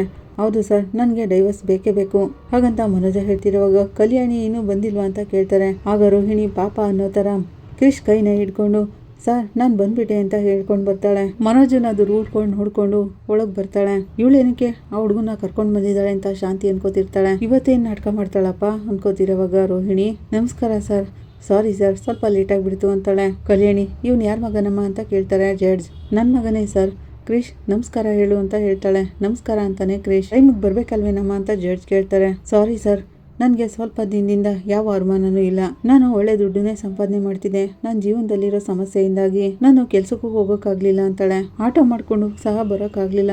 ಬಸ್ಗೆ ವೆಯ್ಟ್ ಮಾಡ್ತಾ ಟೈಮ್ ಆಗ್ಬಿಡ್ತು ಅಂತಾಳೆ. ಏನಪ್ಪ ಇವತ್ತು ಹೊಸ ನಾಟಕನೇ ಶುರು ಮಾಡ್ಕೊಂಡಿದ್ದಾಳಲ್ಲ ಅಂತ ಶಾಂತಿ ಅನ್ಕೋತಾ ಇರ್ತಾಳೆ. ಕೌನ್ಸಿಲ್ ರಿಪೋರ್ಟ್ ನಾನು ನೋಡಿದೆ. ಅಲ್ಲೂ ಕೂಡ ನೀವು ಮನೋಜ್ ಜೊತೆ ಬಾಳ್ತೀನಿ ಅಂತ ಹೇಳ್ಕೊಂಡಿದ್ದೀರಾ. ಮನೋಜ್ ಡೈವರ್ಸ್ ಬೇಕು ಅನ್ನೋ ನಿರ್ಧಾರದಲ್ಲಿ ಇದ್ದಾರೆ. ನಿನ್ ನಿರ್ಧಾರ ಏನಮ್ಮ ಅಂತ ಕೇಳ್ತಾರೆ ಜಡ್ಜ್. ಆಗ ರೋಹಿಣಿ ನಾಟಕ ಮಾಡ್ತಾ, ಸರ್ ನೀವೇ ಇವತ್ತು ನನಗೆ ದೇವರು. ಆಗ ಲಾಯರ್ ಓಪನಿಂಗ್ ಅಲ್ಲೇ ಶುರು ಮಾಡ್ಕೊಂಡ್ಬಿಟ್ಲಲ್ಲ, ಇನ್ನೇನೇನೆಲ್ಲ ಡ್ರಾಮಾ ಮಾಡ್ತಾಳೋ ಹಾಗಂತ ಅವ್ರು ಅನ್ಕೋತಿರೋವಾಗ, ಸರ್ ನನ್ನ ಮಗನ ನಾನು ಒಬ್ಳೆ ಓದಿಸ್ತಿದ್ದೀನಿ, ಇವನ್ಗೆ ಅಂತ ನಾನು ಮಾತ್ರನೇ ಇರೋದು. ಅವಳು ಹಾಗಂತಿರೋವಾಗ, ಕೇಸ್ ನಡೆಯೋ ಜಾಗಕ್ಕೆ ನಿನ್ ಮಗನ ಯಾಕಮ್ಮ ಕರ್ಕೊಂಡು ಬಂದೆ ಅಂತ ಕೇಳ್ತಾರೆ ಜಡ್ಜ್. ನನ್ಗೆ ಬೇರೆ ದಾರಿ ಇಲ್ಲ ಸರ್. ನನ್ನ ಸ್ಥಿತಿ ಯಾರಿಗೂ ಅರ್ಥ ಆಗೋಲ್ಲ. ಇವನನ್ನ ನಾನೇ ಓದಿಸ್ಬೇಕು. ಇವನು ಬೇಕಾಗಿರೋದ್ನೆಲ್ಲಾನು ನಾನೇ ಕೊಡಿಸ್ಬೇಕು. ನಮ್ಮಮ್ಮ ವಯಸ್ಸಾದವರು, ಅವ್ರಿಗೆ ಆರೋಗ್ಯ ಸರಿ ಇಲ್ಲ. ಅವ್ರನ್ನು ಕೂಡ ನಾನೇ ನೋಡ್ಕೋಬೇಕು. ಇಂಥ ಸ್ಥಿತಿನಲ್ಲಿ ನಾನು ಇದ್ದೀನಿ. ನನ್ನನ್ನ ಓಡಿಸ್ಬಿಡ್ಬೇಕು ಅಂತಾನೆ ಮನೋಜ್ ಮನೇಲಿರೋರು ಎಲ್ಲಾರು ಅನ್ಕೊಂಡಿರೋದು. ರೋಹಿಣಿ ಆಗಂತಿರೋವಾಗ, ಸರ್ ಇವಳು ಸುಳ್ಳು ಹೇಳ್ತಿದ್ದಾಳೆ. ಇವಳು ಬಾಯಿ ತೆರೆದ್ರೇನೆ ಸುಳ್ಳು ಹೇಳ್ತಾಳೆ. ಇವಾಗತ್ತೆ ಇವಳು ಅಂತ ಶಾಂತಿ ಬಡ್ಕೋತಿರೋವಾಗ, ಈ ಕೂಗಾಡಕ್ಕೆ ನಾನು ಕೋರ್ಟಿಗೆ ಬರೋದು. ಕೃಷ್ಣ ನೀನ್ ಇವ್ರಿಗೆ ಇನ್ನೂ ಹೇಳ್ಕೊಟ್ಟಿಲ್ವಾ ಅಂತ ಕೇಳ್ತಾರೆ ಜಡ್ಜ್. ಇವ್ರ ಫ್ಯಾಮಿಲಿನ ನನ್ನ ಕೈಲಿ ಸಂಭಾಳಿಸೋಕೆ ಆಗ್ತಿಲ್ಲ ಇವರ ಅನರ್. ಈಗ ಇರಿಟೇಟ್ ಮಾಡ್ಬೇಡ ಅಮ್ಮ ಶಾಂತಿ, ಕೂತ್ಕೋ ಅಂತ ಹೇಳ್ತಾರೆ ಲಾಯರ್. ಅಯ್ಯೋ ಇಲ್ಲ ಮೇಡಮ್, ಅವಳ ಮಗನ್ನ ಕರ್ಕೊಂಡು ಬಂದು ನಾಟಕ ಮಾಡ್ತಿದ್ದಾಳೆ ಅಂತಾಳೆ ಶಾಂತಿ. ಇಲ್ಲಿ ಕೇಳಮ್ಮ, ಇದಕ್ಕೂ ಮೇಲೆ ನೀನೇನಾದ್ರೂ ಮಾತಾಡಿದ್ರೆ ಫೈನ್ ಎಲ್ಲ ಹಾಕೋಲ್ಲ ನಾನು. ಸೀದಾ ಜೈಲಲ್ಲಿ ಕೂತ್ಕೊಳ್ಳೋ ಹಾಗೆ ಮಾಡ್ಬಿಡ್ತೀನಿ. ಜಡ್ಜ್ ಹಾಗಂತಿರೋವಾಗ, ಅಮ್ಮ ನೀನ್ ಕೂತ್ಕೊಳ್ಳಮ್ಮ ಅಂತಾನೆ ಮನೋಜ. ಕಲ್ಯಾಣಿ ನೀನ್ ಮಾತಾಡಮ್ಮ ಅಂತ ಹೇಳ್ತಾರೆ ಜಡ್ಜ್. ಸರ್ ನನ್ನ ಹಸ್ಬೆಂಡ್ ಹತ್ರ ನಾನು ಯಾವ ಸತ್ಯನೂ ಮುಚ್ಚಿಟ್ಟಿಲ್ಲ. ನಾನು ಎಲ್ಲಾನು ಅವ್ರ ಜೊತೆ ಹೇಳಿದ್ದೀನಿ. ಅದನ್ನೇ ಅವರು ಈಗಾಗಲೇ ಕೋರ್ಟ್ ನಲ್ಲಿ ಹೇಳಿದ್ದಾರೆ ಹಾಗಂತ ರೋಹಿಣಿ ಹೇಳ್ತಿರೋವಾಗ, ಸರ್ ಅವಳು ಸುಳ್ಳು ಹೇಳ್ತಿದ್ದಾಳೆ. ಸತ್ಯವಾಗ್ಲು ಅವಳು ನನ್ಗೇನು ಹೇಳಿಲ್ಲ ಅಂತಾನೆ ಮನೋಜ. ಇಲ್ಲ ಸರ್, ಅವ್ರಿಗೆ ಎಲ್ಲಾನು ಗೊತ್ತು. ಅವ್ರ ಅಮ್ಮನ ಮೇಲಿನ ಭಯಕ್ಕೆ ಈ ರೀತಿ ಮಾತಾಡ್ತಿದ್ದಾರೆ ಅಷ್ಟೇ ಅಂತಾಳೆ ರೋಹಿಣಿ. ನನ್ನಿಂದ ಅವ್ರನ್ನ ದೂರ ಮಾಡಿ ಅವ್ರಿಗೆ ಬೇರೆ ಮದ್ವೆ ಮಾಡೋಕೆ ಪ್ರಯತ್ನ ಮಾಡ್ತಿದ್ದಾರೆ. ಈಗಾಗಲೇ ಹುಡುಗಿ ನೋಡೋಕ್ಕೆಲ್ಲ ಶುರು ಮಾಡ್ಬಿಟ್ಟಿದ್ದಾರೆ ಅಂತ ಹೇಳ್ತಾಳೆ. ಏನ್ ಕೃಷ್ಣ ಇದು, ಜಡ್ಜ್ಮೆಂಟ್ ಸಿಗೋಕ್ಕೂ ಮುಂಚೆ ಬೇರೆ ಮದ್ವೆನಾ ಅಂತ ಜಡ್ಜ್ ಕೇಳ್ತಾರೆ. ಇನ್ನೂ ಡೈವರ್ಸ್ ಆಗ್ಲಿಲ್ಲ ಗೊತ್ತಿದೆ ಅಲ್ವಾ ಅಂತಿರೋವಾಗ ಲಾಯರ್, ಇಲ್ಲ ಯುವರ್ ಆನರ್, ಡೈವರ್ಸ್ ಸಿಕ್ಕಿದ ಮೇಲೆನೆ ಮದ್ವೆ ಮಾಡೋ ಯೋಜನೆಯಲ್ಲಿದ್ದಾರೆ. ಒಂದು ಹುಡುಗಿನ ನಂಬಿ ಏಮಾರ್ಬಿಟ್ಟಿದ್ದಾರೆ. ಇವರೊಬ್ಬರನ್ನೇ ಹೇಗ್ ಬಿಡೋದು ಅನ್ಕೊಂಡು ಭಯಪಟ್ಟು ಅವ್ರ ಅಮ್ಮ ಈ ರೀತಿ ಮಾಡ್ತಿದ್ದಾರೆ ಅಂತಾರೆ. ನೀವು ಜಡ್ಜ್ಮೆಂಟ್ ಕೊಟ್ಬಿಟ್ರೆ ಈ ಕೇಸ್ ಮುಗ್ದೋಗುತ್ತೆ. ಈ ಹುಡುಗಿ ಬೇಕು ಅಂತಾನೆ ಕೇಸ್ನ ಎಳಿತಿದ್ದಾಳೆ. ಮತ್ತೆ ಸುಳ್ಳು ಹೇಳ್ತಾನೆ ಇದ್ದಾಳೆ ಯುವರ್ ಆನರ್ ಅಂತ ಕೃಷ್ಣ ಹೇಳ್ತಾರೆ. ಸರ್ ಸತ್ಯನು ಮತ್ತೆ ಹೇಳ್ಬೋದಲ್ವಾ ಹಾಗಂತ ರೋಹಿಣಿ ಹೇಳ್ತಿರುವಾಗ, ಎಲ್ಲಾನು ತಿಳಿಯೋ ಹಾಗೆ ನೀನ್ ಎಲ್ಲಮ್ಮ ಹೇಳ್ತಿದ್ಯಾ ಅಂತಾರೆ ಜಡ್ಜ್. ಸರ್ ನಾನು ಆ ಕುಟುಂಬದವ್ರ ಹತ್ರ ಎಲ್ಲ ಸತ್ಯನೂ ಮುಚ್ಚಿಟ್ಟಿದ್ದೀನಿ. ಆದ್ರೆ ನನ್ನ ಹಸ್ಬೆಂಡ್ ಹತ್ರ ಎಲ್ಲಾನು ಹೇಳಿದೀನಿ. ನಾನು ಅವ್ರ ಮನೆಯವ್ರ ಹತ್ರ ಸತ್ಯ ಮುಚ್ಚಿಟ್ಟಿದ್ದೆ ಮನೋಜ್ ಜೊತೆ ಬಾಳಾಟ ಮಾಡೋಕೆ. ಈಗ್ಲೂ ಕೂಡ ನಾನು ಅವ್ರನ್ನ ತುಂಬಾನೇ ಇಷ್ಟಪಡ್ತೀನಿ. ನೀವ್ ಈಗ್ಲೂ ಕೂಡ ನನ್ನ ಮಗನ ಹತ್ರ ನಿಮ್ ಡ್ಯಾಡಿ ಯಾರು ಅಂತ ಕೇಳಿ. ಅವಳು ಹಾಗಂತಿರುವಾಗ, ನನ್ಗೆ ಕೆಲಸ ಹೇಳ್ತಿದೀಯಲ್ಲಮ್ಮ ಅಂತಾರೆ ಜಡ್ಜ್. ಏನಪ್ಪ ಮಗು, ನಿಮ್ ಡ್ಯಾಡಿ ಯಾರು ಅಂತ ಕೇಳ್ತಾರೆ. ಮನೋಜ್ ಡ್ಯಾಡಿ ಅಂತ ಕ್ರಿಶ್ ಮನೋಜ್ ಕಡೆಗೆ ಕೈ ತೋರಿಸ್ತಾನೆ. ನನ್ ಮಗನು ಕೂಡ ಇವರೇ ನನ್ನ ಡ್ಯಾಡಿ ಅಂತ ಒಪ್ಕೊಂಡ್ಬಿಟ್ಟಿದ್ದಾನೆ. ನಾನು ನನ್ನ ಮಗನ ಜೊತೆ ಆ ಕುಟುಂಬದಲ್ಲಿ ನನ್ನ ಹಸ್ಬೆಂಡ್ ಜೊತೆ ಬಾಳ್ಬೇಕು ಅಂತ ಆಸೆ ಪಡ್ತಿದ್ದೀನಿ. ಆಗ ಮನೋಜ, ಸರ್ ಇವಳು ನಾಟಕ ಮಾಡ್ತಿದ್ದಾಳೆ. ಇವಳ ಜೊತೆ ನನಗೆ ಬಾಳಾಟ ಮಾಡೋಕ್ಕಾಗಲ್ಲ. ನಾನು ಸೊಸೈಟಿನಲ್ಲಿ ಒಳ್ಳೆ ಹೆಸರು ಮಾಡಿದ್ದೀನಿ. ಇವಳು ನನ್ನ ಹೆಸರನ್ನ ಹಾಳು ಮಾಡಕ್ ನೋಡ್ತಿದ್ದಾಳೆ ಹಾಗಂತ ಮನೋಜ್ ಹೇಳ್ತಿರೋವಾಗ, ಸರ್ ಇವ್ರನ್ನ ಬಿಸ್ನೆಸ್ ಮ್ಯಾನ್ ಅಂತ ಹೇಳೋದಕ್ಕೆ ಕಾರಣ ನಾನೇನೆ. ಇವ್ರನ್ನ ಈ ಸ್ಥಿತಿಗೆ ಕರ್ಕೊಂಡ್ ಬಂದಿದ್ದೆ ನಾನು. ಇವರು ಮದುವೆ ಆದ ಹೊಸರಲ್ಲಿ ಯಾವ ಕೆಲ್ಸಕ್ಕೂ ಹೋಗ್ತಾ ಇರ್ಲಿಲ್ಲ. ಆ ಶೋರೂಮ್ ಇಡೋದಿಕ್ಕೆ ನಾನೇ ಐಡಿಯಾ ಕೊಟ್ಟಿದ್ದು, ಅವ್ರ ಅಪ್ಪನ ದುಡ್ಡಲ್ಲ ಅಂತಾನೆ ಮನೋಜ. ಸರ್ ನನ್ನ ಹತ್ರ ಇರೋ ಎಲ್ಲಾ ದುಡ್ಡನ್ನು ನಮ್ಮತ್ತೆ ಇಸ್ಕೊಂಡ್ಬಿಟ್ರು. ಅವ್ರಿಗೆ ದುಡ್ಡು ಬೇಕಾದಾಗೆಲ್ಲ ನಾನೇ ಕೊಡ್ತಿದ್ದು. ನಾನು ಪಾರ್ಲರ್ನು ಕೂಡ ಮಾರಿ ಅವ್ರಿಗೆ ದುಡ್ಡು ಕೊಟ್ಟಿದ್ದೀನಿ ಅಂತಾಳೆ. ಆಗ ಜಡ್ಜ್ ಅದನ್ನ ನೋಟ್ ಮಾಡ್ಕೋತಿರ್ತಾರೆ. ಮನೋಜ ಶಾಂತಿ ಮುಖ ನೋಡ್ತಾನೆ. ಅಯ್ಯೋ ಪಾಪಿ, ನನ್ ಕೈಗೆ ನೀನ್ ಯಾವಾಗ ದುಡ್ಡು ಕೊಟ್ಟೆ, ಎಷ್ಟು ಸುಳ್ಳು ಹೇಳ್ತೀಯ ಅಂತ ಅನ್ಕೋತಿರ್ತಾಳೆ. ಸರ್ ಇವ್ರನ್ನ ಶೋರೂಮ್ ಓನರ್ ಆಗುವಾಗ ಮಾಡಿದ್ದೆ ನಾನು. ಇವ್ರಮ್ಮ ಇವರಿಗೋಸ್ಕರ ಏನು ಮಾಡಿಲ್ಲ. ನಾನು ನನ್ನ ಸೇವಿಂಗ್ಸ್ನೆಲ್ಲಾನು ಇವ್ರಿಗೋಸ್ಕರನೇ ಕೊಟ್ಟಿದ್ದೀನಿ. ಕೊನೆಗೆ ನನ್ನ ಖರ್ಚಿಗೆ ನನ್ನ ಮಗನ ಓದ್ಸೋಕ್ಕೂ ದುಡ್ಡು ಇಲ್ದೇನೆ ನಿಂತಿದ್ದೀನಿ. ಇವನ್ಗೆ ಸ್ಕೂಲ್ಗೂ ಹೋಗೋಕ್ಕಾಗ್ತಿಲ್ಲ. ಇವನ್ಗೆ ಫೀಸ್ ಕೂಡ ನಾನು ಕಟ್ಟಿಲ್ಲ. ನಾಳೆ ಫೀಸ್ ಕಟ್ಟಲಿಲ್ಲ ಅಂದರೆ ಇವನನ್ನ ಸ್ಕೂಲಿಂದ ಕಳಿಸ್ಬಿಡ್ತಾರೆ. ಈಗ ನಾನು ಡೈವರ್ಸ್ ಕೊಟ್ಬಿಟ್ರೆ ಆಮೇಲೆ ಏನು ಮಾಡೋದು ಅಂತಾನೆ ಗೊತ್ತಾಗ್ತಿಲ್ಲ. ಮನೋಜ್ಗೋಸ್ಕರ ನಾನು ತುಂಬಾನೇ ಸಾಲ ಮಾಡಿದ್ದೀನಿ. ಅದನ್ನೆಲ್ಲ ನಾನು ಯಾವತ್ತೂ ತೀರ್ಸೋಕ್ಕಾಗಲ್ಲ. ಅವಳು ಹಾಗಂತಿರುವಾಗ ಮನೋಜ ಶಾಂತಿ ಮುಖ ನೋಡ್ತಾನೆ. ಶಾಂತಿ ಮುಗ್ದೋಯ್ತು ಬಿಡು ಅನ್ನೋ ಥರ ನೋಡ್ತಾ ಇರ್ತಾಳೆ. ಈಗ ಇವರು ಡಿವೋರ್ಸ್ ಕೇಳ್ತಿದಾರಲ್ಲ, ಅದಕ್ಕೆ ನಾನು ಒಪ್ಕೊಂಡ್ಬಿಟ್ರೆ ನಾನು ನನ್ನ ಮಗನು ಆತ್ಮಹತ್ಯೆ ಮಾಡ್ಕೋಬೇಕಾಗುತ್ತೆ ಹಾಗಂತ ರೋಹಿಣಿ ಹೇಳ್ತಿರುವಾಗ, ಏನಮ್ಮ ನೀನು ಕೋರ್ಟ್ನಲ್ಲಿ ಬಂದು ಏನು ಅಂತ ಮಾತಾಡ್ತಿದ್ಯಾ ಅಂತಾರೆ ಜಡ್ಜ್. ಯುವರ್ ಆನರ್, ಈ ಹುಡುಗಿ ಹೇಗೆ ಎದುರಿಸ್ತಿದ್ದಾಳೆ ನೋಡಿದ್ರ? ಲಾಯರ್ ಹಾಗಂತಿರುವಾಗ, ಇಲ್ಲ ಸರ್ ನಾನು ಎದುರಿಸ್ತಾ ಇಲ್ಲ, ನನ್ನ ಸ್ಥಿತಿನೇ ಇದು ಹಾಗಂತ ರೋಹಿಣಿ ಹೇಳ್ತಿರುವಾಗ, ಅದಕ್ಕೆ ಅಂತ ನಿರ್ಧಾರನೆಲ್ಲ ಮಾಡಬಾರ್ದಮ್ಮ. ನೀನ್ ಬೇಕಾದ್ರೆ ಆತ್ಮಹತ್ಯೆ ಮಾಡ್ಕೋಬಹುದು, ಆದ್ರೆ ನಿನ್ ಮಗನ್ಗೆ ಆ ರೀತಿ ಎಲ್ಲ ಮಾಡಿದ್ರೆ ಅದು ಕೊಲೆ ಮಾಡ್ದಾಗೆ ಹಾಗಂತ ಜಡ್ಜ್ ಹೇಳ್ತಾರೆ. ಆಗ ರೋಹಿಣಿ, ನನ್ಗೆ ಆ ರೀತಿ ಮಾಡ್ಕೊಳ್ದೆ ದಾರಿನೇ ಇಲ್ಲ ಸರ್. ನನ್ಗೆ ಜೀವನ ಮಾಡೋಕ್ಕೆ ಕಷ್ಟ ಆಗ್ಬಿಡುತ್ತೆ. ನನಗೆ ಡೈವರ್ಸ್ ಮಾತ್ರ ಕೊಡಿಸ್ಬೇಡಿ ಅಂತಾಳೆ. ಹಾಗಂತ ಅಳ್ತಾ ಕೈ ಮುಗಿತಾ ಡ್ರಾಮಾ ಮಾಡೋಕೆ ಶುರು ಮಾಡ್ತಾಳೆ. ಆಗ ಜಡ್ಜ್, ಕೃಷ್ಣ ನನ್ನ ಕೈಲಿ ಯಾವ ನಿರ್ಧಾರನೂ ತಗೊಳಕ್ಕಾಗ್ತಿಲ್ಲ. ಈಗ ನೀವೇನ್ ಹೇಳ್ತೀರಾ ಅಂತ ಕೇಳ್ತಾರೆ. ನನ್ನ ಕೈಯಿಂದನೂ ಯಾವ ನಿರ್ಧಾರನೂ ತಗೊಳಕ್ಕಾಗ್ತಿಲ್ಲ ಯುವರ್ ಆನರ್. ಅದೇನಂದ್ರೆ ನನ್ನ ಕ್ಲೈಂಟ್ಗೆ ಹುಡುಗಿ ಜೊತೆ ಬಾಳಾಟ ಮಾಡಕ್ ಇಷ್ಟ ಇಲ್ಲ ಅಂದ್ರೆ ಅದೇಗ ಇಬ್ರು ಜೊತೆಲಿರಕ್ಕಾಗುತ್ತೆ. ನೀವು ಡಿವೋರ್ಸ್ ಕೊಡಿಸ್ಬಿಡಿ ಅಂತಾರೆ ಕೃಷ್ಣ. ಕೌನ್ಸಿಲಿಂಗ್ ರಿಪೋರ್ಟ್ನ ನೋಡ್ತಾ ಇದ್ರೆ ಮನೋಜ್ಗೆ ಕಲ್ಯಾಣಿ ಮೇಲೆ ಯಾವ ನಂಬಿಕೆನೂ ಇಲ್ಲ. ಆದ್ರೆ ಕಲ್ಯಾಣಿಗೆ ಮನೋಜ್ ಜೊತೆ ಸೇರಿ ಬಾಳಾಟ ಮಾಡ್ಬೇಕು ಅನ್ನೋ ಆಸೆ ಇದೆ. ಇಬ್ರಿಗೂ ಒಪ್ಪಿಗೆ ಇದೆ ಅಂತ ಡೈವರ್ಸ್ನು ಕೊಡೋಕಾಗ್ತಿಲ್ಲ. ಇದಕ್ಕೆ ಒಂದೇ ಒಂದ್ ದಾರಿ. ಈ ಕೇಸ್ನಲ್ಲಿ ಕಲ್ಯಾಣಿ ಮಗನ್ ಜೀವನನು ನೋಡ್ಬೇಕಾಗುತ್ತೆ. ಆ ಹುಡುಗನ ಸ್ಥಿತಿನ ನೋಡ್ತಿದ್ರೆ ಮ್ಯೂಚುವಲ್ ಆಗಿ ಇವ್ರಿಗೆ divorce ಕೊಡೋಕ್ಕಾಗಲ್ಲ. Judge ಹಾಗಂತಿರುವಾಗ lawyer your honour Manoj ಅವರು ಕೂಡ ಇವರಿಂದ ತುಂಬಾನೇ ಬಾಧೆ ಅನುಭವಿಸಿದ್ದಾರೆ. ಇವ್ರನ್ನ ಹೀಗೇನೆ ಒಬ್ರನ್ನೇ ಇರೋಕ್ ಬಿಡಕ್ಕಾಗಲ್ಲ. ಅವರು ಕೂಡ ಅವ್ರಿಗೆ ಅಂತ ಒಂದ್ ಜೀವನ ಕಟ್ಕೋಬೇಕಲ್ವಾ ಅಂತ ಕೇಳ್ತಾರೆ. ಅದು ಸರಿನಮ್ಮ, ಆದ್ರೆ ಮನೋಜ್ ಅವ್ರನ್ನ ನಂಬಿ ಕಲ್ಯಾಣಿ ಅವ್ರ ಸೇವಿಂಗ್ಸ್ ನೆಲ್ಲಾನು ಕೊಟ್ಟಿದಾರಲ್ಲ, ಈಗ ಅವ್ರ ಮಗನ್ನ ಸಾಕೋಕೆ ತುಂಬಾನೇ ಕಷ್ಟ ಅನುಭವಿಸ್ತಿದ್ದಾರೆ. ಜಡ್ಜ್ ಹಾಗಂತಿರುವಾಗ ಲಾಯರ್ ಯುವರ್ ಆನರ್ ಈ ಹುಡುಗ ಮನೋಜ್ ಅವ್ರಿಗೆ ಹುಟ್ಟಿರೋ ಮಗನೇ ಅಲ್ಲ, ಮತ್ತೇನಕ್ಕೆ ಆ ಹುಡುಗನ್ ಜವಾಬ್ದಾರಿನ ಮನೋಜ್ ಅವ್ರು ವಹಿಸ್ಕೋಬೇಕು ಅಂತ ಕೇಳ್ತಾರೆ ಲಾಯರ್. ಆಗ ಜಡ್ಜ್ ಹಾಗಲ್ಲ ಕೃಷ್ಣ, ಹತ್ರದಲ್ಲೇ ಸುಪ್ರೀಂ ಕೋರ್ಟ್ ಇಂದ ಒಂದ್ ಜಡ್ಜ್ಮೆಂಟ್ ಬಂದಿದೆ. ಬಾಧೆ ಪಟ್ಟಿರುವಂತ ಹೆಣ್ಮಕ್ಳು ಪರವಾಗಿ ಒಂದ್ ತೀರ್ಪು ಬಂದಿದೆ. ಮದ್ವೆಗೂ ಮುಂಚೆ ಒಬ್ಬ ಹೆಣ್ಮಗಳಿಗೆ ಮಗು ಏನಾದ್ರೂ ಇದ್ರೆ ಮದ್ವೆ ಆದ್ಮೇಲೆ ಆ ಹುಡುಗನ ಎಲ್ಲಾ ಜವಾಬ್ದಾರಿನೂ ಅವಳು ಮದ್ವೆ ಆಗಿರೋ ಗಂಡನೇ ವಹಿಸ್ಕೋಬೇಕು, ಆಗೋಲ್ಲ ಅಂತ ಹೇಳೋ ಆಗಿಲ್ಲ. ಹಾಗಂತ ಜಡ್ಜ್ ಹೇಳ್ತಿರೋವಾಗ ಕಲ್ಯಾಣಿಗೆ ಮಗ ಇರೋದೇ ಗೊತ್ತಿಲ್ಲ ನಮ್ ಕ್ಲೈಂಟ್ಗೆ ಅಂತ ಲಾಯರ್ ಕೃಷ್ಣ ಹೇಳ್ತಾರೆ. ಅಲ್ಲಿ ತನಕ ಹೋಗ್ಬೇಡ ಕೃಷ್ಣ, ಗೊತ್ತಿದ್ರು ಗೊತ್ತಿಲ್ಲದೆ ಇದ್ರೂನು ಆ ಹುಡುಗನ್ನ ಬಿಡಕ್ಕಾಗಲ್ಲ. ಹೇಗೋ ಮನೋಜು ಕಲ್ಯಾಣಿನ ಮದ್ವೆ ಆಗಿದ್ದಾರೆ, ಆದ್ರಿಂದ ಕಲ್ಯಾಣಿ ಮಗನ್ ಜವಾಬ್ದಾರಿನ ಮನೋಜ್ ಅವರೇ ವಹಿಸ್ಕೋಬೇಕು ಅಂತಾರೆ. ಮನೋಜ್ ಮತ್ತೆ ಶಾಂತಿಗೆ ಶಾಕ್ ಆಗುತ್ತೆ. ಆಗ ಲಾಯರ್ ಕೃಷ್ಣ ಯುವರ್ ಆನರ್ ನಿಮ್ ಜಡ್ಜ್ಮೆಂಟು ಅಂತ ಕೇಳ್ತಾರೆ. ಅಲ್ಲಿಗೆ ಬರ್ತಿದ್ದೀನಿ ಕೃಷ್ಣ, ನನಗ್ ಗೊತ್ತಿರೋ ಹಾಗೆ ಇವ್ರಿಗೆ ಇನ್ನೂ ಸ್ವಲ್ಪ ಟೈಮ್ ಬೇಕು, ಆದ್ರಿಂದ ಇವ್ರ ಕೇಸ್ನ ಇನ್ನೂ 6 ತಿಂಗಳು ಮುಂದೂಡ್ತಾ ಇದ್ದೀನಿ. ಅವ್ರು ಹಾಗಂತಿರುವಾಗ ಶಾಂತಿ ಮನೋಜ ಇಬ್ರು ಶಾಕ್ ಆಗ್ತಾರೆ. ರೋಹಿಣಿ ಖುಷಿ ಪಟ್ಟು ಕೈ ಮುಗಿತಾಳೆ. ಸರ್ ನೀವ್ ಯಾಕೆ ಸರ್ 6 ತಿಂಗಳು ಮುಂದೂಡಿದ್ರಿ? ನನ್ಗೆ ಇವ್ರ ಜೊತೆ ಬಾಳಾಟ ಮಾಡಕ್ ಆಗಲ್ಲ ಅಂತಾನೆ ಮನೋಜ. ನಾನು ಹೇಳ್ದಾಗೆ 6 ತಿಂಗಳು ನೀವು ಒಂದೇ ನಿರ್ಧಾರದಲ್ಲಿದ್ರೆ ಆಗ ನಾನು ನೀವು ಕೇಳೋ ಡೈವರ್ಸ್ನ ಕೊಡಿಸ್ತೀನಿ. ಅದುವರೆಗೂ ನಾನು ಈ ಕೇಸ್ನ ಪೆಂಡಿಂಗ್ ಅಲ್ಲಿ ಇಡ್ತಿದ್ದೀನಿ ಅಂತಾರೆ. ಅದುವರೆಗೂ ಇವರಿಬ್ರು ಜೊತೆಲಿದ್ದು ಸೇರಿ ಬಾಳ್ಬೇಕು ಅನ್ನೋದೇನು ಇಲ್ಲ, ಬೇರೆನೂ ಇರ್ಬೋದು. ಆದ್ರೆ ರೋಹಿಣಿಗೆ ಬೇಕಾಗಿರೋ ಖರ್ಚನ್ನ ಮನೋಜ್ ಅವರೇ ನೋಡ್ಕೋಬೇಕು. ಕಲ್ಯಾಣಿಗೆ ಬೇರೆ ಮನೆ ಮಾಡ್ಕೊಟ್ಟು ಅವ್ರನ್ನ ಅವ್ರ ಮಗನ್ನ ಅಲ್ಲಿ ಇರ್ಸ್ಬೇಕು ಅಂತಾರೆ. ಅದಕ್ಕೆ ಬೇಕಾಗಿರೋ ಖರ್ಚನ್ನ ಮನೋಜ್ ಅವರೇ ಕೊಡ್ಬೇಕು ಅಂತಾರೆ. ಅದು ಮಾತ್ರ ಅಲ್ಲದೆ ತಿಂಗಳ 25,000 ರೂಪಾಯಿನ ಅವ್ರ ಖರ್ಚಿಗೆ ಕೊಡ್ಬೇಕು ಅಂತಾರೆ. ಮನೋಜ್ ಅವರು ಅವ್ರ ಖರ್ಚಿಗೆ ದುಡ್ಡು ಕೊಡೋದನ್ನ ಏನಾದ್ರೂ ಮರ್ತ್ಬಿಟ್ರೆ ಅವ್ರ ಮೇಲೆ ಕಾನೂನು ಕ್ರಮ ತಗೊಳ್ಬೇಕಾಗುತ್ತೆ. 6 ತಿಂಗಳಾದ್ಮೇಲೆ ಈ ಕೇಸ್ನಲ್ಲಿ ಜಡ್ಜ್ಮೆಂಟ್ ಸಿಗುತ್ತೆ. ಹಾಗಂತ ಅವ್ರು ಹೇಳ್ತಿರುವಾಗ ರೋಹಿಣಿ ಅಳ್ತಾ ಕೈ ಮುಗಿತಾ ಡ್ರಾಮಾ ಮಾಡ್ತಾ ಇರ್ತಾಳೆ. ಮನೋಜ ಶಾಂತಿ ಶಾಕ್ ಅಲ್ಲಿ ಜಡ್ಜ್ ನ ನೋಡ್ತಾ ಇರ್ತಾರೆ. ಮನೋಜ್ ಶಾಂತಿ ಹೊರಗಡೆ ಇರ್ತಾರೆ. ಲಾಯರ್ ಅಲ್ಲಿಗೆ ಬರ್ತಾರೆ. ಏನ್ ಮೇಡಮ್ ಹೀಗಾಗ್ಬಿಡ್ತು ಅಂತ ಕೇಳ್ತಾರೆ. ನನ್ ಕೈಲಿ ಇನ್ನೇನು ಮಾಡಕ್ಕಾಗಲ್ಲ, 6 ತಿಂಗಳಾದ್ಮೇಲೆ ಜಡ್ಜ್ಮೆಂಟ್ ಅಂತಲ್ಲ, ನೋಡ್ಕೊಳ್ಳೋಣ ಬಿಡಿ ಅಂತ ಲಾಯರ್ ಹೇಳ್ತಾರೆ. ಏನಮ್ಮ ಹೀಗೆ ಹೇಳ್ಬಿಟ್ಟು ಹೊಟ್ಟೋದ್ರು ಅಂತ ಮನೋಜ ಕೇಳ್ತಾನೆ. ಆಗ ಅಲ್ಲಿಗೆ ರೋಹಿಣಿ ಮತ್ತೆ ಕ್ರಿಶ್ ಬರ್ತಾರೆ. ಅತ್ತೆ ನಾನು ಅವತ್ತೇ ಹೇಳಿದ್ನಲ್ಲ, ನನ್ನಿಂದ ಮನೋಜ್ ಅವ್ರನ್ನ ದೂರ ಮಾಡೋಕ್ ಸಾಧ್ಯನೇ ಇಲ್ಲ. ಅದು 6 ತಿಂಗಳವರೆಗೆ ನಾನು ಮನೋಜು ಗಂಡ ಹೆಂಡ್ತಿರೆ. ಮನೋಜ್ ನನ್ನ ಎಕ್ಸ್ಪೆನ್ಸ್ಗೆ ಎಷ್ಟು ದುಡ್ಡು ಬೇಕೋ ಅಷ್ಟನ್ನು ತಿಂಗಳ ನನಗೆ ಕೊಟ್ಬಿಡಿ, ಸರಿನಾ? ಬಾಯ್ ಮನೋಜ್, ಬರ್ತೀನಿ ಅತ್ತೆ, ಬರ ಹೋಗೋಣ ಅಂತ ಹೇಳಿ ರೋಹಿಣಿ ಅಲ್ಲಿಂದ ಹೋಗ್ತಾಳೆ. ಎಷ್ಟು ಕೊಬ್ಬು ಇವಳಿಗೆ, ನೋಡಿದ್ಯಾ ಹೇಗ್ ಮಾಡ್ಬಿಟ್ಟು ಹೊಟ್ಟೋದ್ಲು ಅಂತ. ಹಾಗಂತ ಶಾಂತಿ ಬೈಕೋತಿರ್ತಾಳೆ. ಅಮ್ಮ ನಾಳೆಗೆ ಎಂಗೇಜ್ಮೆಂಟ್ ಬೇರೆ ಇದೆಯಲ್ಲಮ್ಮ. ಹಾಗಂತ ಮನೋಜ್ ಕೇಳ್ತಾನೆ. ಅದ್ ನಡೆಯುತ್ತೆ ಕಣೋ, ಈ ಕೋರ್ಟ್ನಲ್ಲಿ ನಡೆದಿರೋ ವಿಷಯನೆಲ್ಲನೂ ಯಾರಿಗೂ ಹೇಳ್ಬೇಡ, ಇದೆಲ್ಲ ನಮ್ಮ ಹತ್ರನೇ ಇರ್ಲಿ, ಯಾರಿಗೂ ಗೊತ್ತಾಗೋದೇ ಬೇಡ ಅಂತಾಳೆ ಶಾಂತಿ. ಇಲ್ಲಿಗೆ ಈ ಸಂಚಿಕೆ ಮುಕ್ತಾಯ ಆಗುತ್ತೆ. ನಿಮ್ಗೆ ಇಷ್ಟ ಆದರೆ ಲೈಕ್ ಮಾಡಿ, ಕಮೆಂಟ್ ಮಾಡಿ, ಸಬ್ಸ್ಕ್ರೈಬ್ ಮಾಡಿ. Thank you.